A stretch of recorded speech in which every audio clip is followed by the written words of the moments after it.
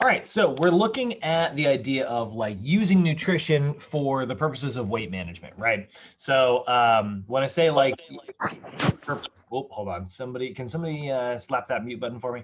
So I say like weight management, we mean like either the purposes of gaining weight or losing weight, you know, and we spend a lot of time talking about losing weight because it's such a common, such a common thing that so many clients are looking for. But we also got to talk about like on the flip side of that, if we got a client who's trying to gain muscle, you know, it makes sense to allow yourself to gain like a little bit of body fat while you are doing that, in order to like maximize like protein synthesis. And then, you know, once you've got this extra muscle mass, it's actually a lot easier to burn some of that excess body weight and body fat off afterwards. So that's kind of what we are sort of glancing at today. So our objective, you know, what are the common weight management concerns? Like how do we what does it mean to be like outside of like our normal ranges and healthy ranges? What are our concerns for like, should we energy surplus, energy deficit? What are the prevalences and significance of being like overweight or obese? How do we determine like weight status, right? Like kind of the same thing we just talked about. And then what components go into like energy, energy balance, right? So we are going to talk about like how to, if you do want to just like stay in balance, right?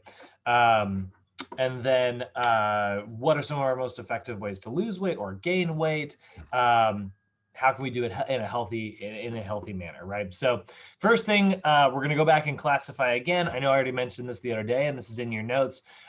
Because this is already in your notes from a couple days ago, you may see a question or two related to this on your homework, even if the numbers aren't listed up here in these versions of the notes. But just be aware, like, you may get a question that says like normal healthy BMI ranges, for instance.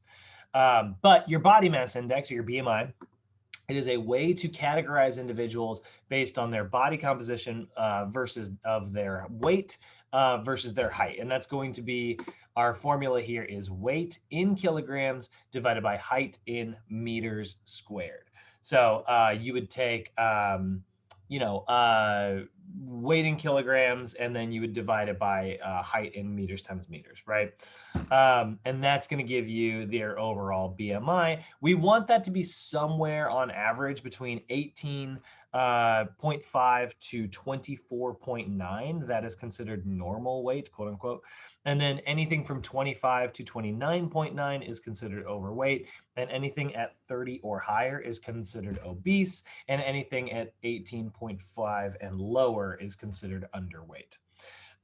So all of those have, different like health, either benefits or risks. But be aware, like BMI, I'm not a huge fan of classifying someone's health status by looking at BMI. That's really something that I'm actually kind of severely not a fan of, especially because like body mass index does not take into account body composition.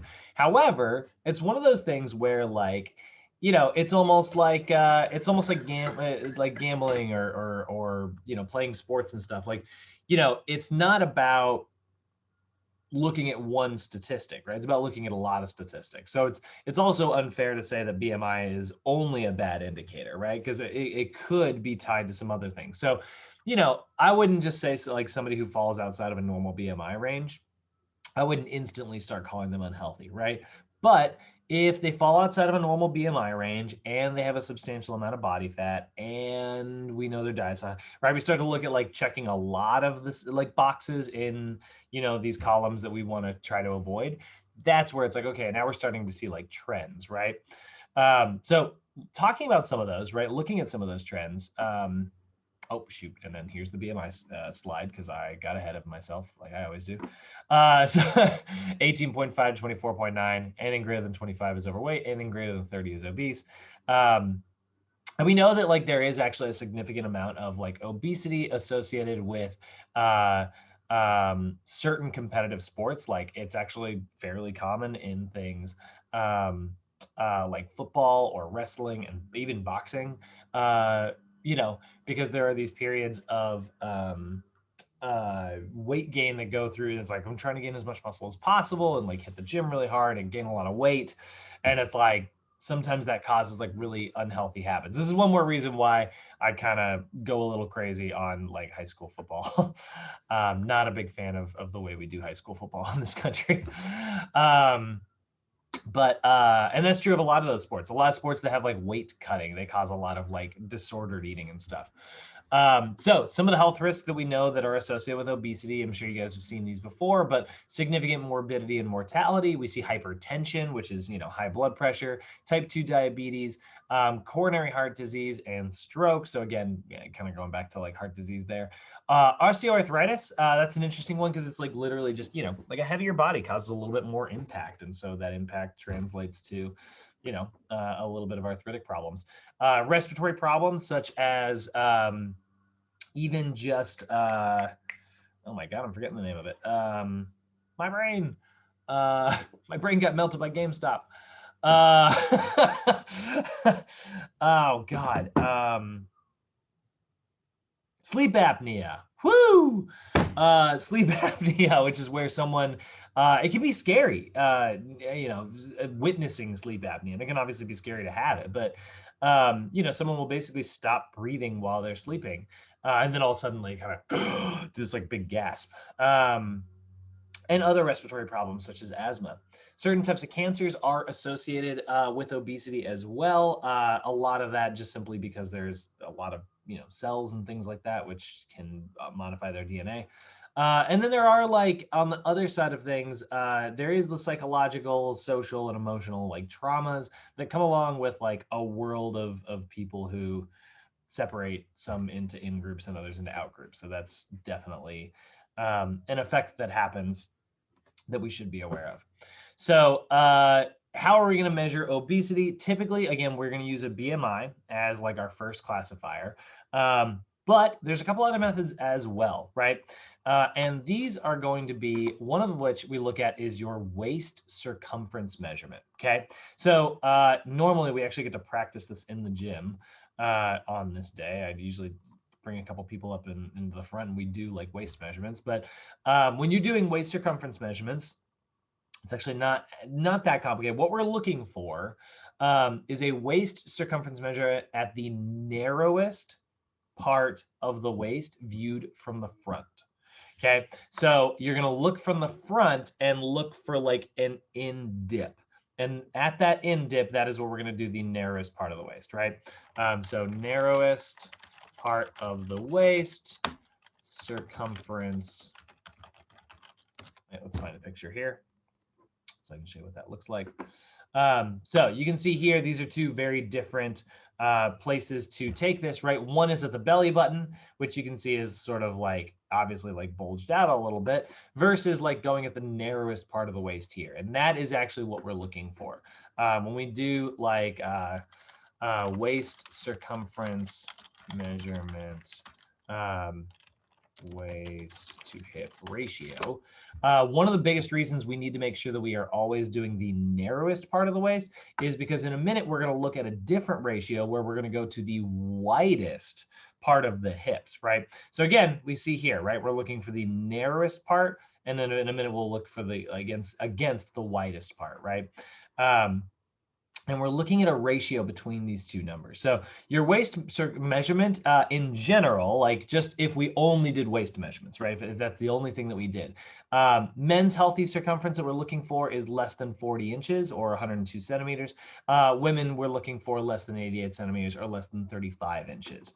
But again, I don't really like, I honestly, I've actually never once glanced at these in my career other than teaching these classes and stuff. But the big one that we do look at, and one that I'm a pretty firm believer in, is paying attention to the waist to hip ratio. And the reason why is because we know that there is particular danger with abdominal obesity. We know that like, obviously people will talk all day until they're blue in the face about like the dangers of being overweight and stuff. But the waist to hip ratio, in my opinion, and a lot of people's opinion, is one of the best indicators. There is something unique about abdominal obesity. It acts in very strange ways in our bodies. It starts to develop its own metabolism. It starts to develop its own characteristics, particularly abdominal obesity, right? Which, you know, on both sides of my family is totally where like all my family like holds their weight, you know? Like my dad is a very skinny guy, kind of built like me, but like he holds all of his weight in his gut. And he's an active guy, you know, he's a furniture mover professionally. Like that burns a lot of freaking calories. Um, but like, and so like that's good. But like in the last few years, he's been retiring off the road and stuff. And like, you know, it's the first time he's ever been describing. He's like, man, I'm starting to get winded a little bit easier. I feel like my energy's not as high. And I'm like, Dad, like, you know, number one, you're getting older, and number two, like, you know, you don't have this like extra healthy lifestyle like to help you out anymore, which means you need to make adjustments. You know, this is where we got to start like accounting for this kind of stuff. So we're going to calculate our BMI. We're going to use that weight in kilograms divided by height in meters squared. And then, you know, if the BMI is outside of normal ranges, it's almost like we're looking for, you know, we're looking for an out to explain that, right? Like if I weighed 190 pounds with like 10% body fat, it's pretty freaking good, you know, for somebody of my height and build and stuff. Like that's about this. I don't put too much stock in this, but if you look at there's a guy called Lane Norton. He's kind of a very famous bodybuilder. He would say somebody of my height, I think it's 193 pounds is my maximum muscular potential, I think is what he came up with. I don't know any of the science behind that. I've never looked that up. I'm like, it kind of seems like potential should be unlimited, considering that like you can just keep eating and keep, you know, growing. But if that were true, I guess, you know, we would see some interesting things out there. But it's weird to me that he bases it on height, especially because there's these really cool things called like myostatin and stuff. But we don't have to talk about that. Anyway, if you look up Lane Norton's thing, right? If I were 190, but I was still the same height, right? At 190, I would actually be right on the border of that overweight category, right? So if I go BMI calculator here, you know, let's see. I think 190 is the number. I 190. Boop. Yeah, 25.1. That would put me just in the overweight category, right? But if I had 10% body fat, that's not quite as big of a risk. So once we find that our client falls into an overweight category or into an obese category, now what we want to do is it's like, okay, we see like one box checked, right? This is one increased risk box, right? So let's check for some more boxes and see if we can keep those unchecked, right? Because if you have a high BMI, but your waist to hip ratio is in good shape, I'm not going to be as worried about that BMI. And I'm going to have that conversation with my client. Because a lot of times people see these numbers, they read about them online, and they're like, oh no, you know, I'm going to be really unhealthy and stuff. And so like this is a great way to you know, kind of put the mind at ease, right? So we're going to assess some other health parameters, right? You know, we're going to look for encouraging like normal weight maintenance and stuff. And we're going to look, you know, how to like follow up and look at these other like algorithms. So like I said, BMI is a big one. Waist circumference is a big one. And then here's our different classifications of obesity here. You can see like here's underweight, normal weight, overweight. And then there's obesity class 1, 2, and 3. Obesity class 1 is sort of our normal obesity here, but like, you know, anything above 40, that's what we consider that to be like our extreme obesity, right? And so here is sort of like where we see like our BMI chart, and then here are those circumference measurements as well. And we see like, you know, we're looking at increased risk of certain diseases, right? We're looking at like high risk, very high or extremely high cases. And it's interesting to look at how like these charts are kind of staggered, right? You'll see like, you know, when we look at the obesity chart, like these things are high, but if you look at like on the other side, if you look at the circumference side, everything's sort of like kicked up one notch, right? So again, this is showing you that there's almost a little bit more emphasis. There's less emphasis on the idea of like BMI being high and way more emphasis on the idea of like where we're holding that body weight, right? Particularly abdominal, right? That's what we are more concerned with. So waist to hip ratio, how you're going to do it, right, is a comparison of your waist girth to your hip girth, and it indicates like how the weight is distributed throughout your body. And we know, like I said, there's a higher risk of cardiovascular disease, diabetes, hypertension. All of those things are associated with these outside normal waist to hip ratios. So when we're looking at that, ideally what we are looking for women, we want a waist to hip ratio of less than 0.8. And with men, we want a waist to hip ratio of less than 0.91. Those numbers are slightly different, by the way, because of one of our only anatomical differences between men and women, at least like structurally, right? Obviously, there are certain anatomical differences, but like the skeletal system, they're almost, human is human, but there is a slight difference between like female and male pelvises. Women are going to have a much wider pelvis naturally than men are. And so that ratio needs to reflect that. And so we've got some slightly different standards here for men and women. So if we're looking at it, right, and yeah, in this version right here, we're seeing like an 80 centimeter waist, right? And they're using centimeters. You can use inches. It doesn't change the waist to hip ratio. Just don't use centimeters for one and inches for the other. You can use whatever, measuring tool you want, as long as, the unit is the same. And you're going to divide that waist number by the hip number, right? So in this case, that's going to be 80 centimeters, right? Divided by 100 centimeters. And bada bing, bada boom, that gives us a waist to hip ratio of 0.8, right? Which is exactly where we want to be, right? We want to be at or less than 0.8. So let's say their waist measurement was, let's say 75 centimeters, and their hip ratio was 101 centimeters. That would give us a waist to hip ratio of 0.74, right? If their waist ratio was 90 centimeters and their hip ratio was 105, that's going to give us a ratio of 0.85. So that starts to put us in the slightly over risk category, at least if it's a male, right? Female, this is a totally normal number, right? Over here, we can see like a different version, right? In this case, the waist is 100 centimeters and the hip is 125. So in that case, we're seeing, oh, actually, I'm sorry. I guess that's actually the same. So here's a much broader person, right, with a BMI of 35. Oh, this is great. This is such a much better picture. I didn't realize what I had looked up here. I didn't realize their waist to hip ratios are actually the same. So we see, yeah, here's a really good example of somebody who falls outside of a normal BMI range with an average waist to hip ratio. Now, again, they are pretty severely outside of a normal BMI range. They're sitting around 35 here, actually, which is fairly substantial, right? That's falling into class 1 obesity, right? But with a normal waist to hip ratio. So does that mean that this person is in good shape? Not necessarily, right? I mean, like, obviously the obesity is present there. And again, this is where we're going to start looking at some other statistics, right? We're going to start looking at our other statistics. But we've got one kind of really negative checkbox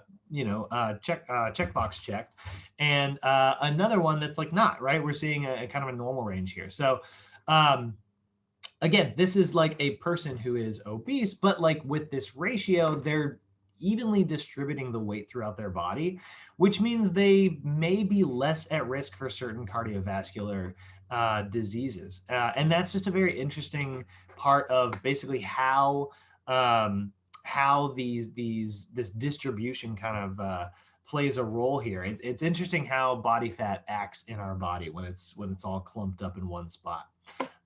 It really it unionizes, but in a bad way. So here we go. We can see, like I said, narrowest part, and we're looking from the front, right? We see the narrowest part from the front. We see the widest part from the front. That is what we're looking for there. So that is how we are gathering our waist to hip ratio. And you will see, like, Some standards. This is also why, or at least it's one of the reasons why they think that men are at higher risk for certain cardio. I mean, we know men are at higher risk for cardiovascular diseases, but part of the reason they think why is because men tend to have more of what's called an android shape or an apple shape, right? Where versus women who tend to have more of like a gynoid shape, which is like that pear shape, right? So we see like. And that's fun, by the way. Bet you didn't know that's actually where the original word android and gynoid come from. For any of you who have ever read sci-fi books, they're actually shapes. And then the first time it was like I think it was like the 1920s or something. It was the first time they ever used that word. But anyway, we see like this apple shape here. This tends to be a little riskier than this version here. So looking at body composition, right? Body composition is where we're going to get out of just simply looking at body mass index, body weight, circumference measurements. Right now, we're going to take a look at what their percent body fat is. Like what percentage of the weight that makes up their body is coming from like their fat cells, right? So this is going to consist of a couple different things. Your body composition is going to consist of your body fat, your muscle mass, and if you can get it, your bone mineral percentages. So we will look sometimes at like bone density, although you need the right type of test in order to do that. You're not going to get that in a standard gym, right? Like I said, taking a look at it, right? What makes up our body composition? It is going to be your fat mass, your fat-free mass, and then sometimes what is referred to as your lean body mass, right? And so these are big numbers here. And when we look at our fat mass, don't forget there is all of the body fat stored in like our fat cells, but also all of our essential body fat. I cannot freaking tell you how many times I've done a body fat with a client, body fat test with a client, and I'll be like, all right, so we're taking a look here. We see that our body weight is 170 pounds, and we're seeing that we've got a body fat percentage of, let's say 30%, right? So we'll say, how many pounds did I say? 190 times 0.3, right? So that means that there's 57 pounds of body fat on the body, right? So my client's, weighs 190 pounds, they got 30% body fat, that's 57 pounds of body fat. And my client will immediately go, all right, great. I got to lose 57 pounds. Good to know. And I'm like, no, you have essential body fat. Body fat is so important. Like we need body fat. It keeps all of your organs protected. It is important for body temperature regulation, hormone production, all of the stuff we've been talking about in these last two like bio classes, right?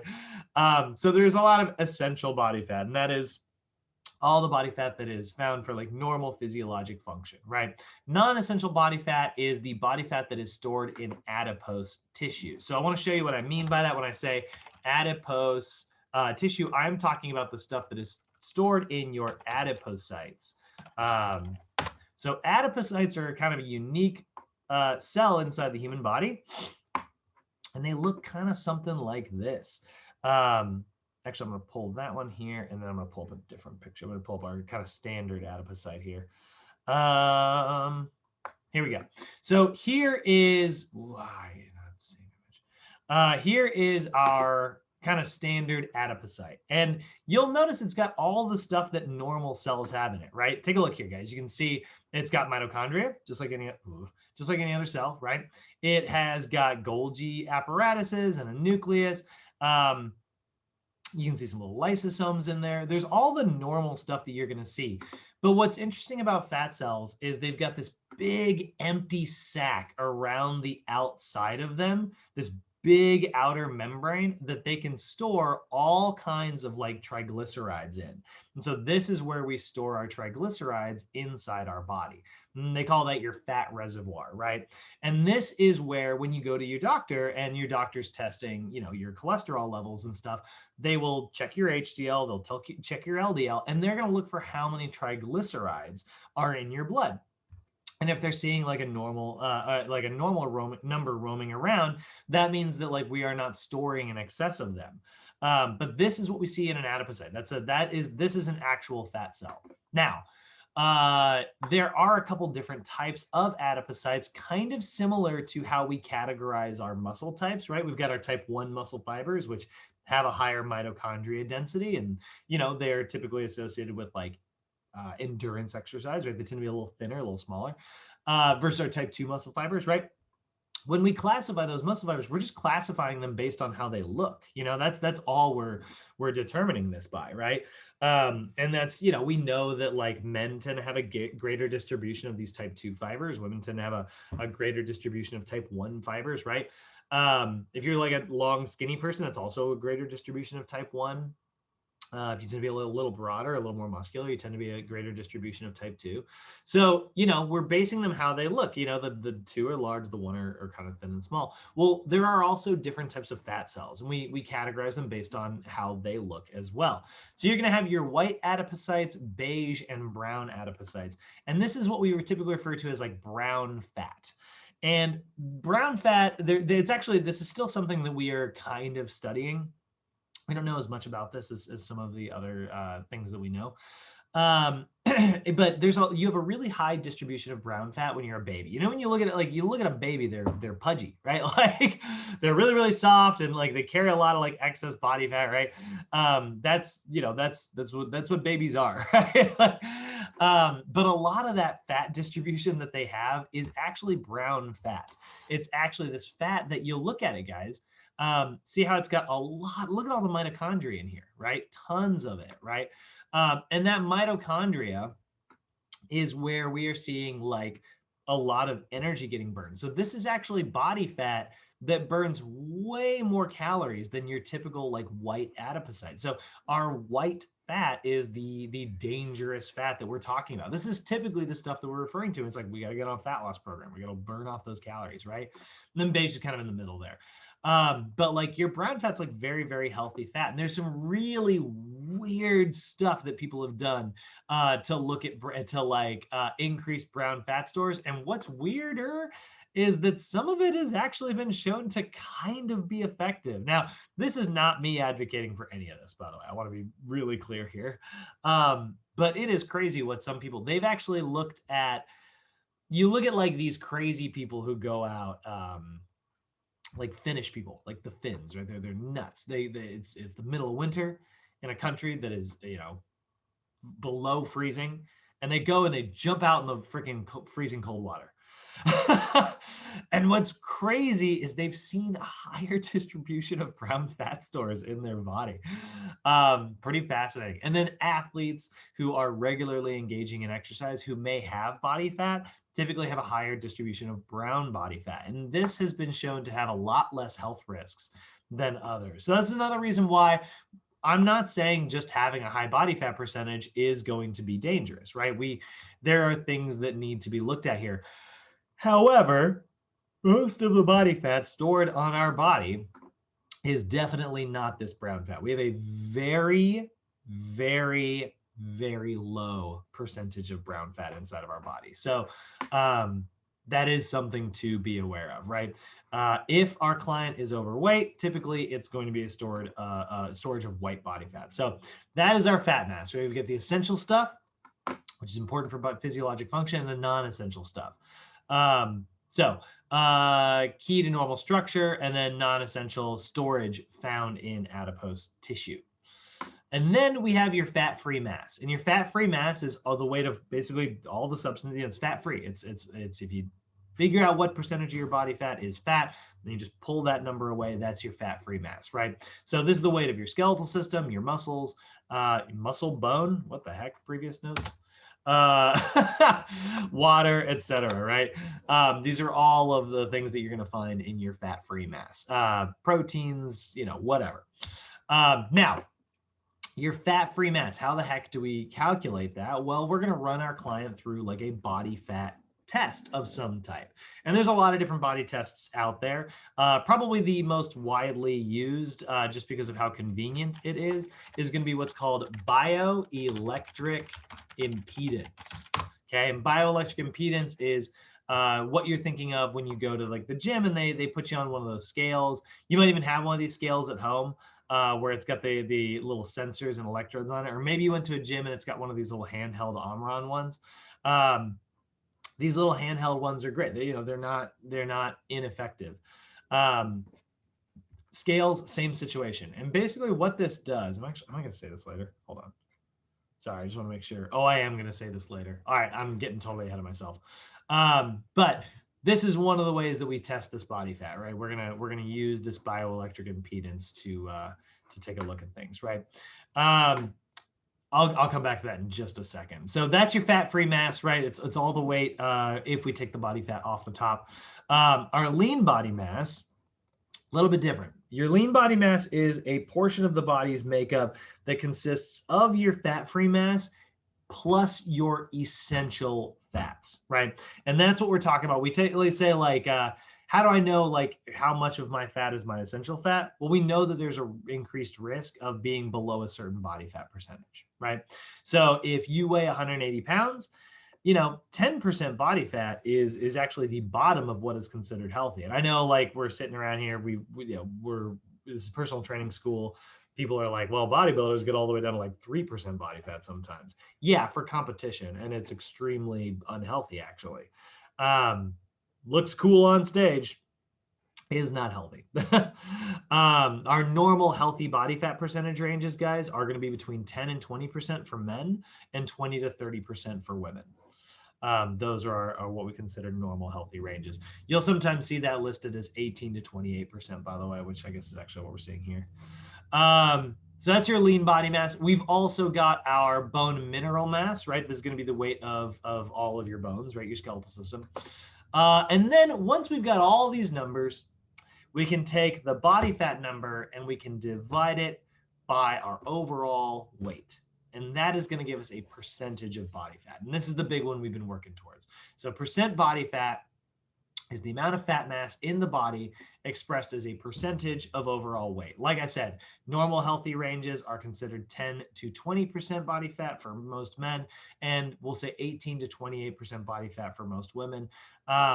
You'll see this number fluctuate sometimes. I mean, if I even Google this, I think there's still like a lot of debate in the world on this one. Normal body fat percentage ranges.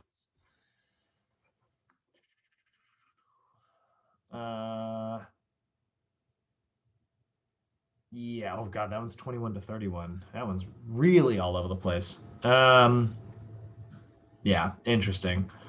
I guess there's this one, the women one is still like up for debate. The men one honestly has been just like 10 to 20 for years, but women, I'd say anywhere from, they say 18 to 28. Some people say 20 to 30 in that range there. Nice thing that you guys know, since this is up for debate, NASA is going to stay very far away from it in terms of test questions. They only choose very black and white answers for their test questions. So probably don't have to have those numbers memorized. Athletes, we're going to see that much lower, right? Men as low as 5 to 19%, women as low as 7 to 20%. 7% for women, by the way, is actually really low. We actually start to see a lot of like unhealthy problems associated with that low body fat percentage in women. We start to see like a loss of menstruation. We start to see like what's called amenorrhea, and we start to see like low bone mineral density and a lot of other problems. So these are ranges that are a lot healthier, right? And you're going to see your abs, honestly, right around that 10% marker, if you have sufficient muscle mass. If you're kind of skinny, it'll need to be a little bit lower. So here are a couple examples of us like calculating out that weight, right? So we got our client Sally here. She's 34 years old. She's a 5'8", which means she's 173 centimeters. She weighs 195 pounds, which means her current body weight is 88 kilograms. So if we wanted to calculate out her BMI, right, we would take, I'm going to need two calculators here. So we're going to square 173 centimeters. Well, actually, we're not going to square 100. We're going to turn that to meters, which is 1.73. We're going to say 1.73 times 1.73. Her height in meters squared is 2.999, and her weight in kilograms is 88. So we would say 88 divided by 2.9929. Her BMI is currently 29.4. So that puts her just under the obese category. That puts her in the overweight category, right? Then if we take a look at her body fat percentage, right? We know that her body fat percentage is 28% because we ran it through one of these methods that we are just about to talk about. So if I want to calculate how her lean body mass, right, versus her fat mass, we would say like Sally is 195 pounds times 0.28. That's her 28% body fat, right?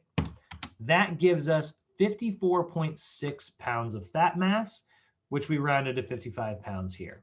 And that means that her lean body mass is whatever's left. So 195 minus 55, that means she's got a lean body mass of 140 pounds. Anybody have any trouble with that? Did I move too quick? I'm notorious for moving a little too fast on the math days.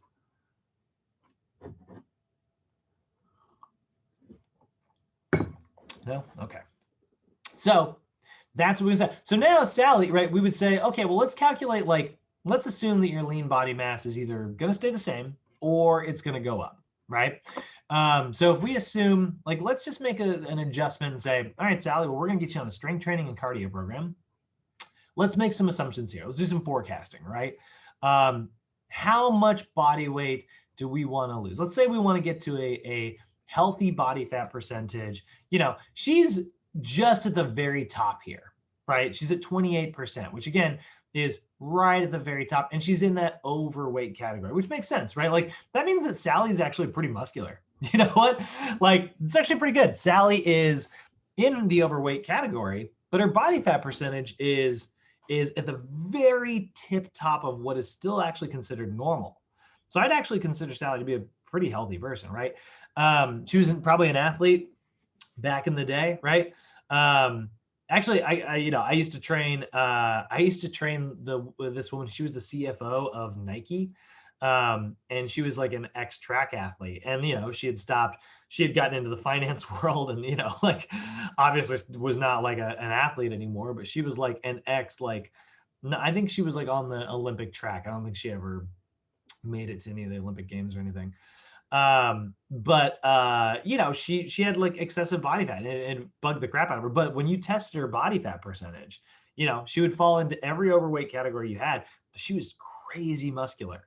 And this lady could squat almost as much as I could at the time, when I was younger and like kind of still like getting into this. And I was like, man, this is like, number one, I've got like guy genes on my side. I'm like, this is my job for a living. Like I'm a professional, and this lady's like almost keeping up with me. She was freaking tough. But she was like I said, she was in the overweight category. So she had some weight loss goals, right? So if we make some assumptions here, right? Her lean body mass is already 140 pounds. That's pretty high, right? Especially for someone who's 5'8". So we're probably not going to see a lot of like muscle gain here, but we can definitely see some fat loss here. So let's say her goal is to get right in the middle, right? Our normal range would say 18 to 28. That's going to be an average of like 23, right? So if we say, okay, let's experience like getting our body fat percentage down to 23 pounds, right? That's going to be like a loss of, you know, we see a current body fat percentage of 28%. Let's get that down to 23. So we're going to see a 5% body fat loss, right? So again, we take a look at our fat mass here of like 55 pounds, right? If we see like a loss of, let's see, we want to get that down 28 down to, what is it, 23? So 55 times, that's not right. Oh God, I gotta do the overall body weight. Sorry. See, this is why I don't teach math or English. Can't spell, can't do math. Only know bio. Sorry, 195 pounds. God, 3% less.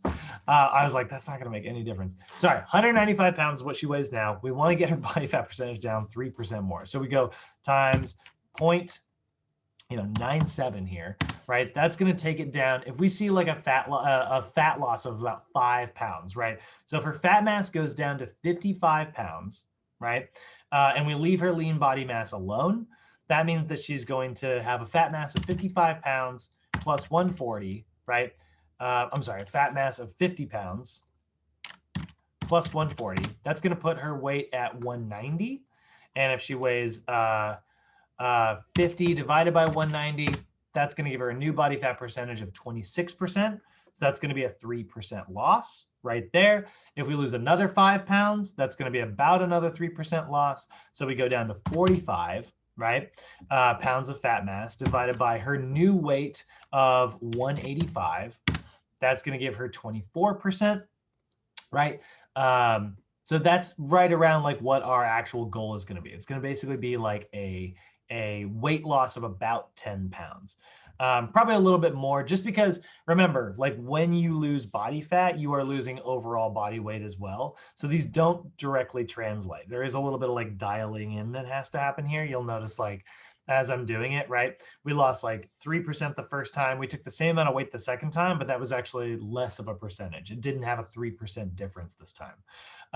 So there is a little bit of dialing in there. So her weight loss is actually probably closer to about 12 pounds. Let's see, 195 minus 12, that's going to give us 183. And if we had that 45 divided by 183, that's going to give us a body fat percentage of 24%. God, it does slow down. This is actually, I should address this now. There is a harsh reality of losing weight, which is the closer you get to your body fat percentage goal, the harder it is to lose body fat percentage. So getting from 30% down to 25%, not that bad. Getting from 25% down to 20 starts to get a lot harder. Getting down from 15 to 10, it's tough. It's a tough road, you know, just because like it's a lot easier to lose substantial amounts of weight at that point. So yeah, we're getting this number. I'd say I remember calculating these numbers. I think we got it down, her weight down to like 170, I think is what it was. And she had a fat mass of like 30. So it was like 30 divided by 170. Is that what I came up with? No, it was 70. That's way too low. Was it? No. These are 165. That's even worse.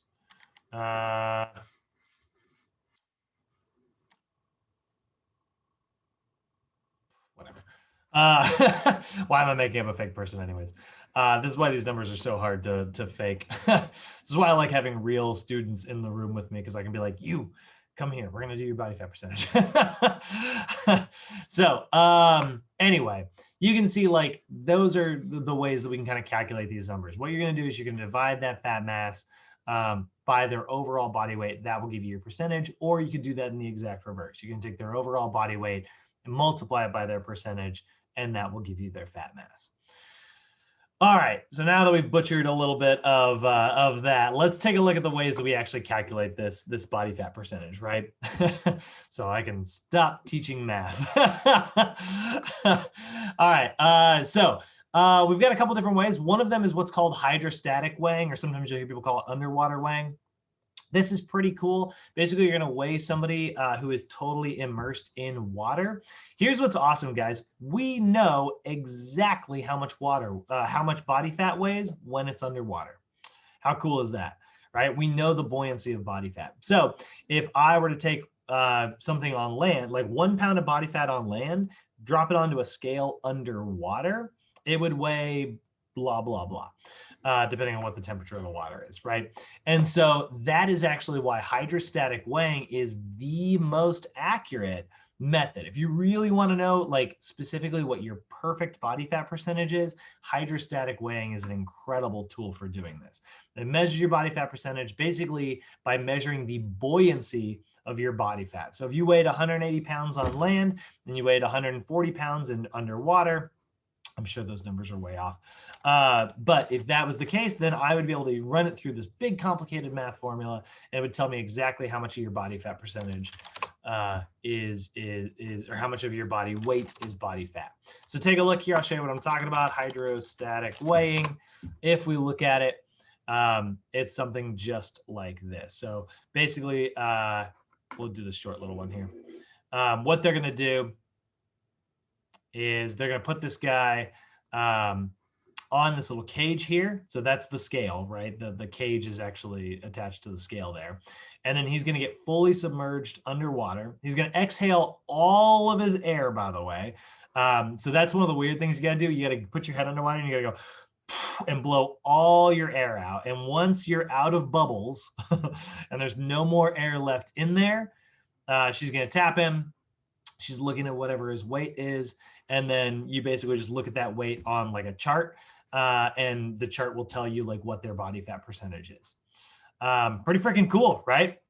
Hydrostatic weighing is one of the, like I said, it's the most accurate. Now, another one that we've got is what's called, and I can never, ever, ever say this word, air displacement plethysmography, which is basically the volume of air displaced by your body. So that actually looks like this, air displacement.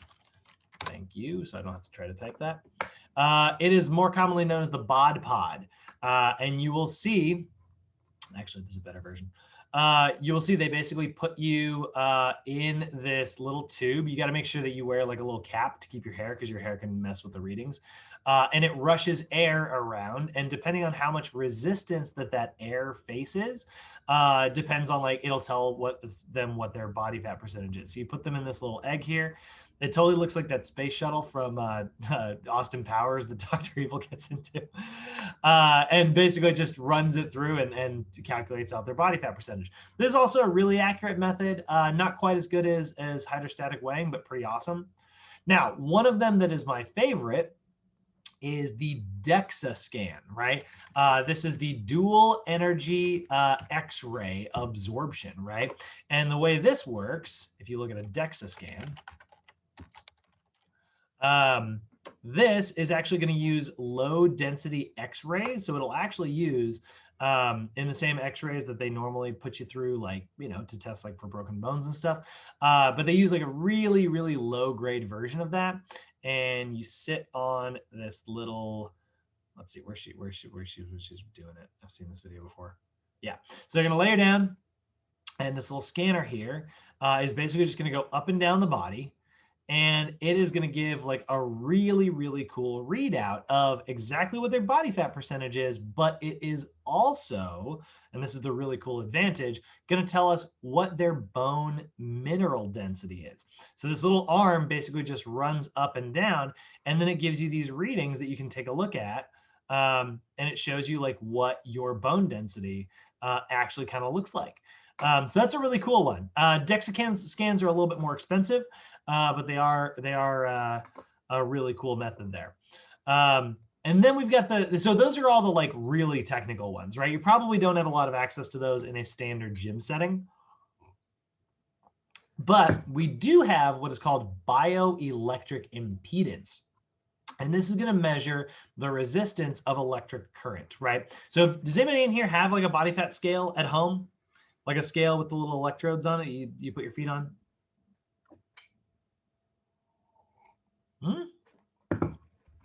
Oh, dang. Well, they're really cool. They're cheap. You can get them for like 30 bucks at Target. And they're a good way to kind of keep an eye on things. They're not perfect, just for the record, you know, but they're decent, right? And basically the way it works, a lot of times you will hold on to a hand, like a handheld version, or you do the feet version on the scale. And what it's doing is it's actually running an electric current through your body. And it's running it from point A to point B, right?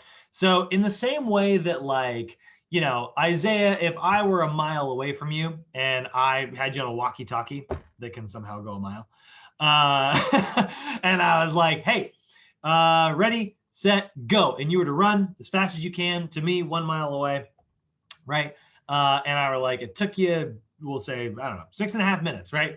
Then I could tell you how many miles per hour you ran, right? I could just do a little bit of math there. Well, bioelectric impedance actually kind of works like that. It basically sends an electric signal from point A to point B. But rather than just testing like how many miles per hour it is, or it's not testing out just how fast it's moving, it's actually running that how fast it's moving against a couple other things that we know. We know how fast electricity runs through water. And we know how fast electricity runs through lipids like oil, right? And so it travels through water very, very quickly, right? Water is a great conductor of electricity. We know that water travels through, right? And we know that body fat cells, adipocytes, have very, very little water in them. So if I send a signal from point A to point B and that signal travels really fast, it means that your body is made of a lot of water. And if that signal travels really slow, it means that your body is made up of more body fat. Does that make sense? It's impeding the flow, right? It's slowing the flow down. So that signal, if it takes a really long time to get back from point A to point B, we know that it's a higher body fat percentage. So electricity, so what they say, the way, and this is your definition, and guys, you'll probably see this as a test question. It measures the resistance of an electric current running throughout the body. Or you'll hear it labeled this way as well. Sometimes they'll say it this way. It measures how much an electric current is impeded, right? Like slowed down. So electricity travels through water very, very quickly. And therefore, if the current is traveling slowly, there is less water content in the body, which means that there's more fat content in the body instead. That is how bioelectric impedance works, for those of you who have any of those scales. By the way, you know how we're talking about, like we were talking about earlier, we were talking about like GameStop and investments and stuff. You want to see something kind of crazy? Omron body fat analyzer. These are what you see in like every freaking gym out there, right? I had one of these myself, right? I literally owned one just to have one, and I brought it to my clients, and then it got stolen out of my car years ago. But take a look right here, $299 right now. If you freaking try to buy one of these, they're like there's one for 40 bucks. Okay, that's actually, yeah. I guess it is at this point, it's got to be changing back to the way it was. These things were literally $24. I bought mine for 24 bucks. That's how much they were retail from this company. And then the company stopped making them. And now the only way to find them on the internet is like places where they're charging like 300. It's insane. Sochi's got two of them, and I was like, hey, can we sell one of these and get some new resistance bands? I was like, Jessica, let me put this up on eBay. I don't know. The company stopped carrying them, and like they're not sold anymore. So the prices are just out of this world. So crazy. Next way that we've got to test body fat, we've got skin fold calipers. Skin fold calipers, these are instruments that we use to measure the girth of skin thickness, right? So this is an interesting one, right? This is one that does have a lot of little things for you guys to memorize here. Here's what kind of sucks about this. You will probably have test questions related to the information on skin fold calipers. And honestly, you'll probably never end up using it in your careers. Body fat testers with bioelectric impedance is just so convenient. And in so many gyms nowadays, nobody really uses the skin fold calipers anymore, but they actually are shockingly accurate. They do work very, very well, considering that it is a thing that you are doing to pinch. Everybody in here should have gotten a skin fold caliper in your Sochi bags. Yes?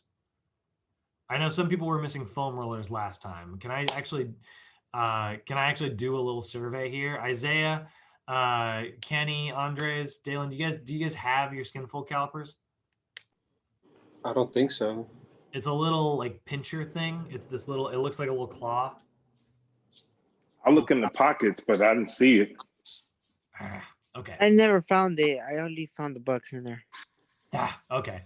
It happens sometimes. This is the one that we lose a lot, actually. Did you guys get your tape measures? No. Okay. Yeah, this happens all the time. I didn't know it happened to you guys. Normally I'm on this because I get to, see everybody regularly. The distributor that sells those to us is constantly late. So I'm sure what happened is like, I'm positive that we probably ordered them, and then the mod started and we gave you guys your stuff and we didn't have a chance to hand them out. Okay, I'm gonna get on that and make sure that we get those, and then I can probably hand those out to you once we all meet up. Probably not by Monday, actually. I mean, they're probably at Sochi by now. So maybe I could have them by Monday, but maybe by like the next class actually instead. Hold on a second, I'm gonna write that down actually because I don't want to forget.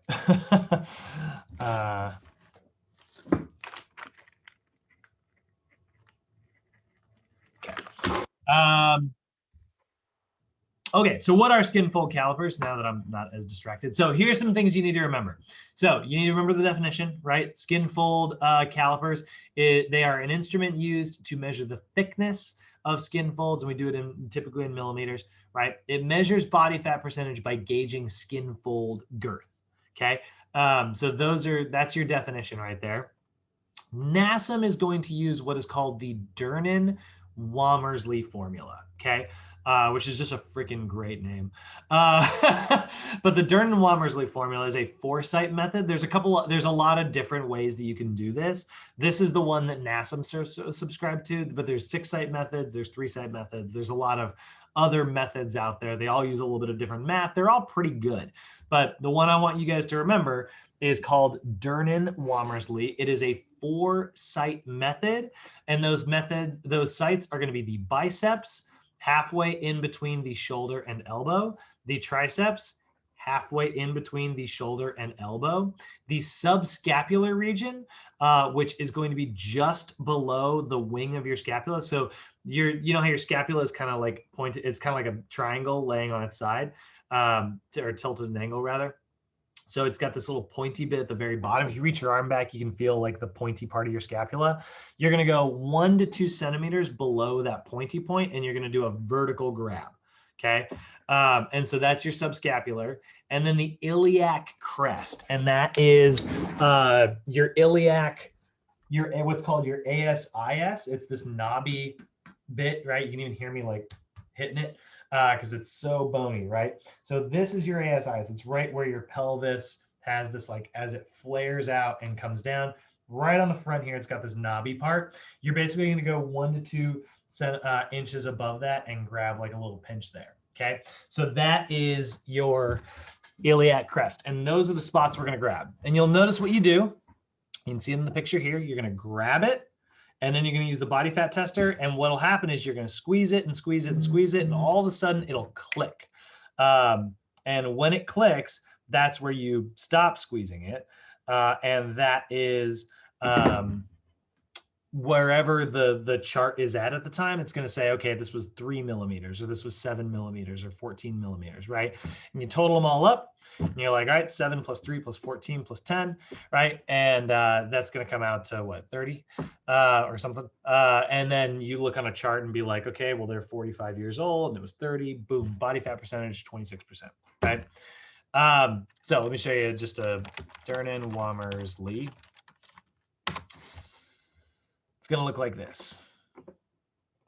So biceps, iliac crest, subscapular, triceps. Can we get like a not animated version, please? No? Okay. Thanks, internet. So those are basically the 4 sites that we're looking for. And like I said, you're just going to total them all up. And then you're going to look at a little chart, and, you know, you're going to look to see, you know, how old they are. And then, you know, the sum of their folds. So if they were 45 years old and the sum was 15 folds, right, that body fat percentage is in the ideal range. I guess this actually isn't saying the body fat percentage, which is annoying. That would be this version of the chart. So much bigger chart here. By the way, this chart is also in your textbooks. And you can find this information, and we will go over this way more in depth when we go over chapter 6. Chapter 6, which is the fitness assessments chapter. But if you want to take a look at it, guys, take a little peek in chapter 6. You'll see pictures of how to do all this stuff.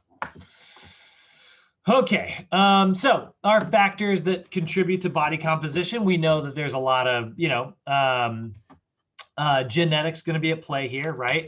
Depending on what type of genes you have, that can lead to different muscle and fat distribution, right? Some people hold more of their body weight in their hips. Some people hold it more in like their waist, right?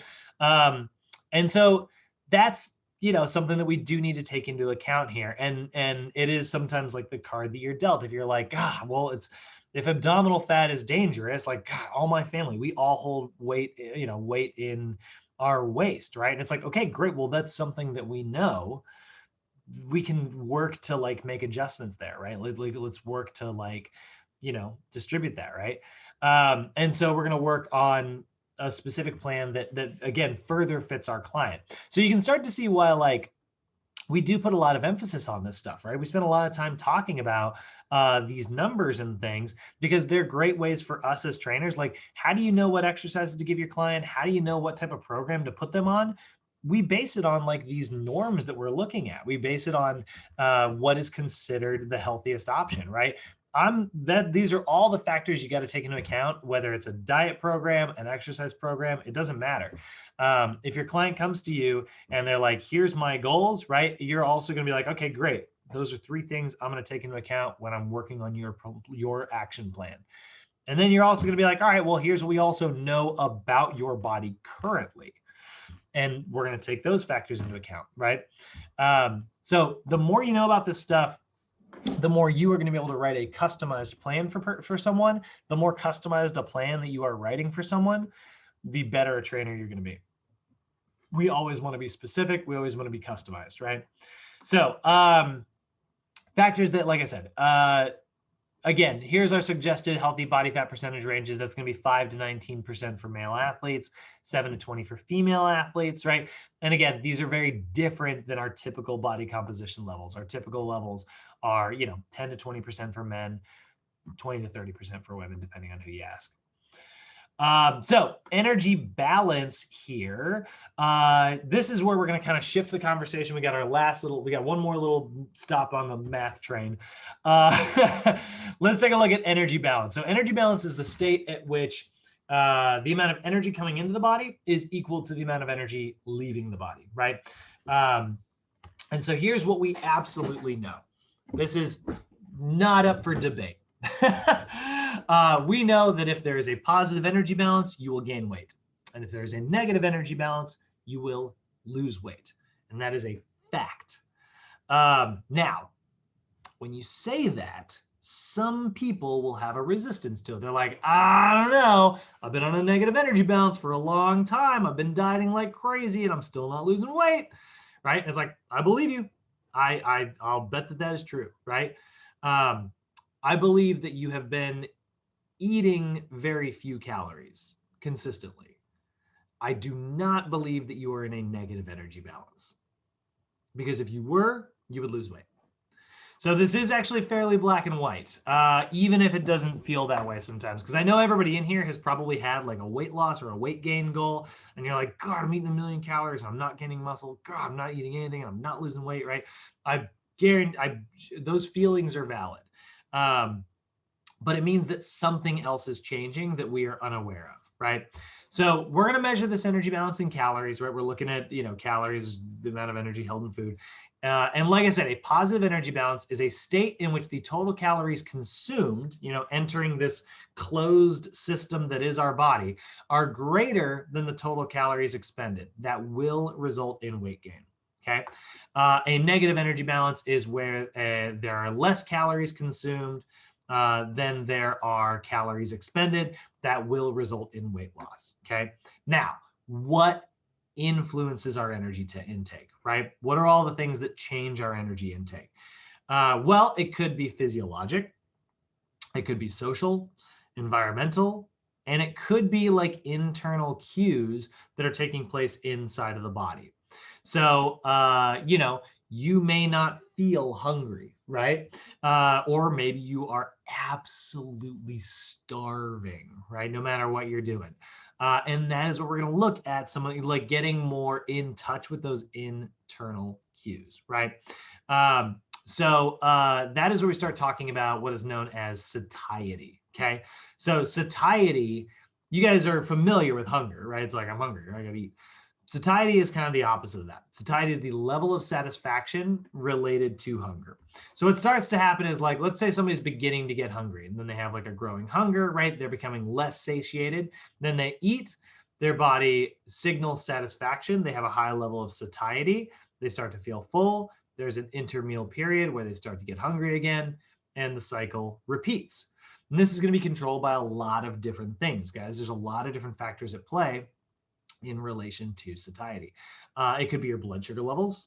This is one of the reasons why I'm going to make like a really bad chart here again. When we look at like, all right, our computer, come on. If we look at like, let's say like blood sugar levels here, right? So here's actually, let's put this down here.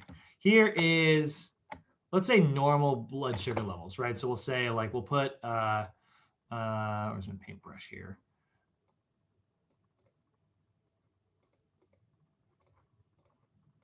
All right, let's go with blue. We'll call this normal, right? So that is normal. Okay, so if your blood sugar levels, let's say you eat and your blood sugar levels spike, because that's what's going to happen, right? And it goes like this, your blood sugar levels are relatively high. That's not so bad, right? Like that's okay.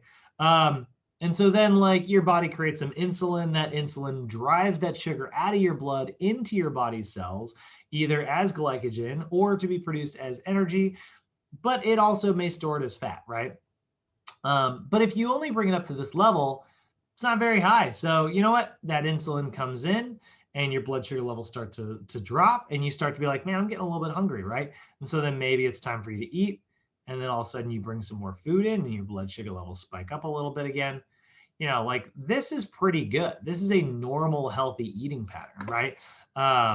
That's normal blood sugars in terms of eating like healthy meals. What we tend to see in like unhealthy versions are things like this, where somebody's eating like donuts or like super sugary cereal, right? Like stuff that's really relatively unhealthy. And so what happens is like those are all made of simple sugars. Remember, go back to the chemistry of what we just talked about the other day, right? Simple sugars, they're just disaccharides, right? Or they're just already down to glucose, or maybe they're barely a complex. They're like high fructose corn syrup, which means there's a ton of sugar and there's only 3 sugars linked together, which can be broken down like that, right? So what's going to happen is your blood sugar levels are going to spike like crazy fast, and they're going to go way up above this line. Your body's going to freak out and make a ton of insulin because your body's like, whoa, we need to get this out of the blood, right? And so then it makes so much insulin that it causes your blood sugar levels to crash. And then all of a sudden you're down below this line. And this is where you are hangry. You're starting to get that headache. You're frustrated. You're like, if I don't get some food, I'm going to murder somebody. So then you end up overeating again, because that's what happens when you're hangry, right? You don't exactly make good choices. And then all of a sudden your blood sugar levels spike. And now we're experiencing this stuff where we're outside of these normal ranges here, right? And that is, high blood sugar. High BS, which is, what my mom accused me of every day. So that's our high blood sugar. That is where we are, not eating a normal healthy diet, right? This is where maybe we're getting foods that are very processed and they're instantly broken down, right? And here's the other thing about that, right? Remember, there's the thermic effect of food. Remember how that's 10% of the calories you burn every day? Is your body processing that food? You think that type of food's hard to break down? You think it burns very many calories? No, your body's like, done, instantly broken down. Rather than something that's harder to break down, which is going to create a much slower, gentler line. So that is part of like the reason why we always encourage high fiber meals. I know you guys are probably sick of me talking about fiber. You're like, man, we get it. But like, it's huge. It is really effective. Getting some protein in every meal, right? That's huge. It's really effective. And getting lots of fat in our meals, fat also can leave you feeling full for substantial periods of time. We just want to make sure that it's, relatively healthy fats. So, I love apples. I think they're a great meal, but an apple with a little bit of like low fat cheese, it's like high in protein and stuff, Now I'm really happy, right? Now we're getting a much more complex food. We're getting a little bit of calcium, a little bit of protein in there, right? And we're slowing down how quickly our blood sugar levels are going to spike. So it is going to lead to a greater level of satisfaction. Our client is going to have more satiety, right? So low hunger is the less hunger is the result of satiety, right? And your hunger is going to be controlled by some of this. Now, how is your body like triggering? You know, do you think it's just because your stomach's empty? A little bit, actually, you know, that actually is. But what triggers hunger are hormones, right? Particularly these two hormones called leptin and ghrelin. These actually, I don't think you're going to be actually asked about these. Yeah, these actually aren't going to come up in this class, but we're going to talk about them in our next class. So I'd like to get them in the notes now. Leptin is a hormone that triggers the sensation of feeling full.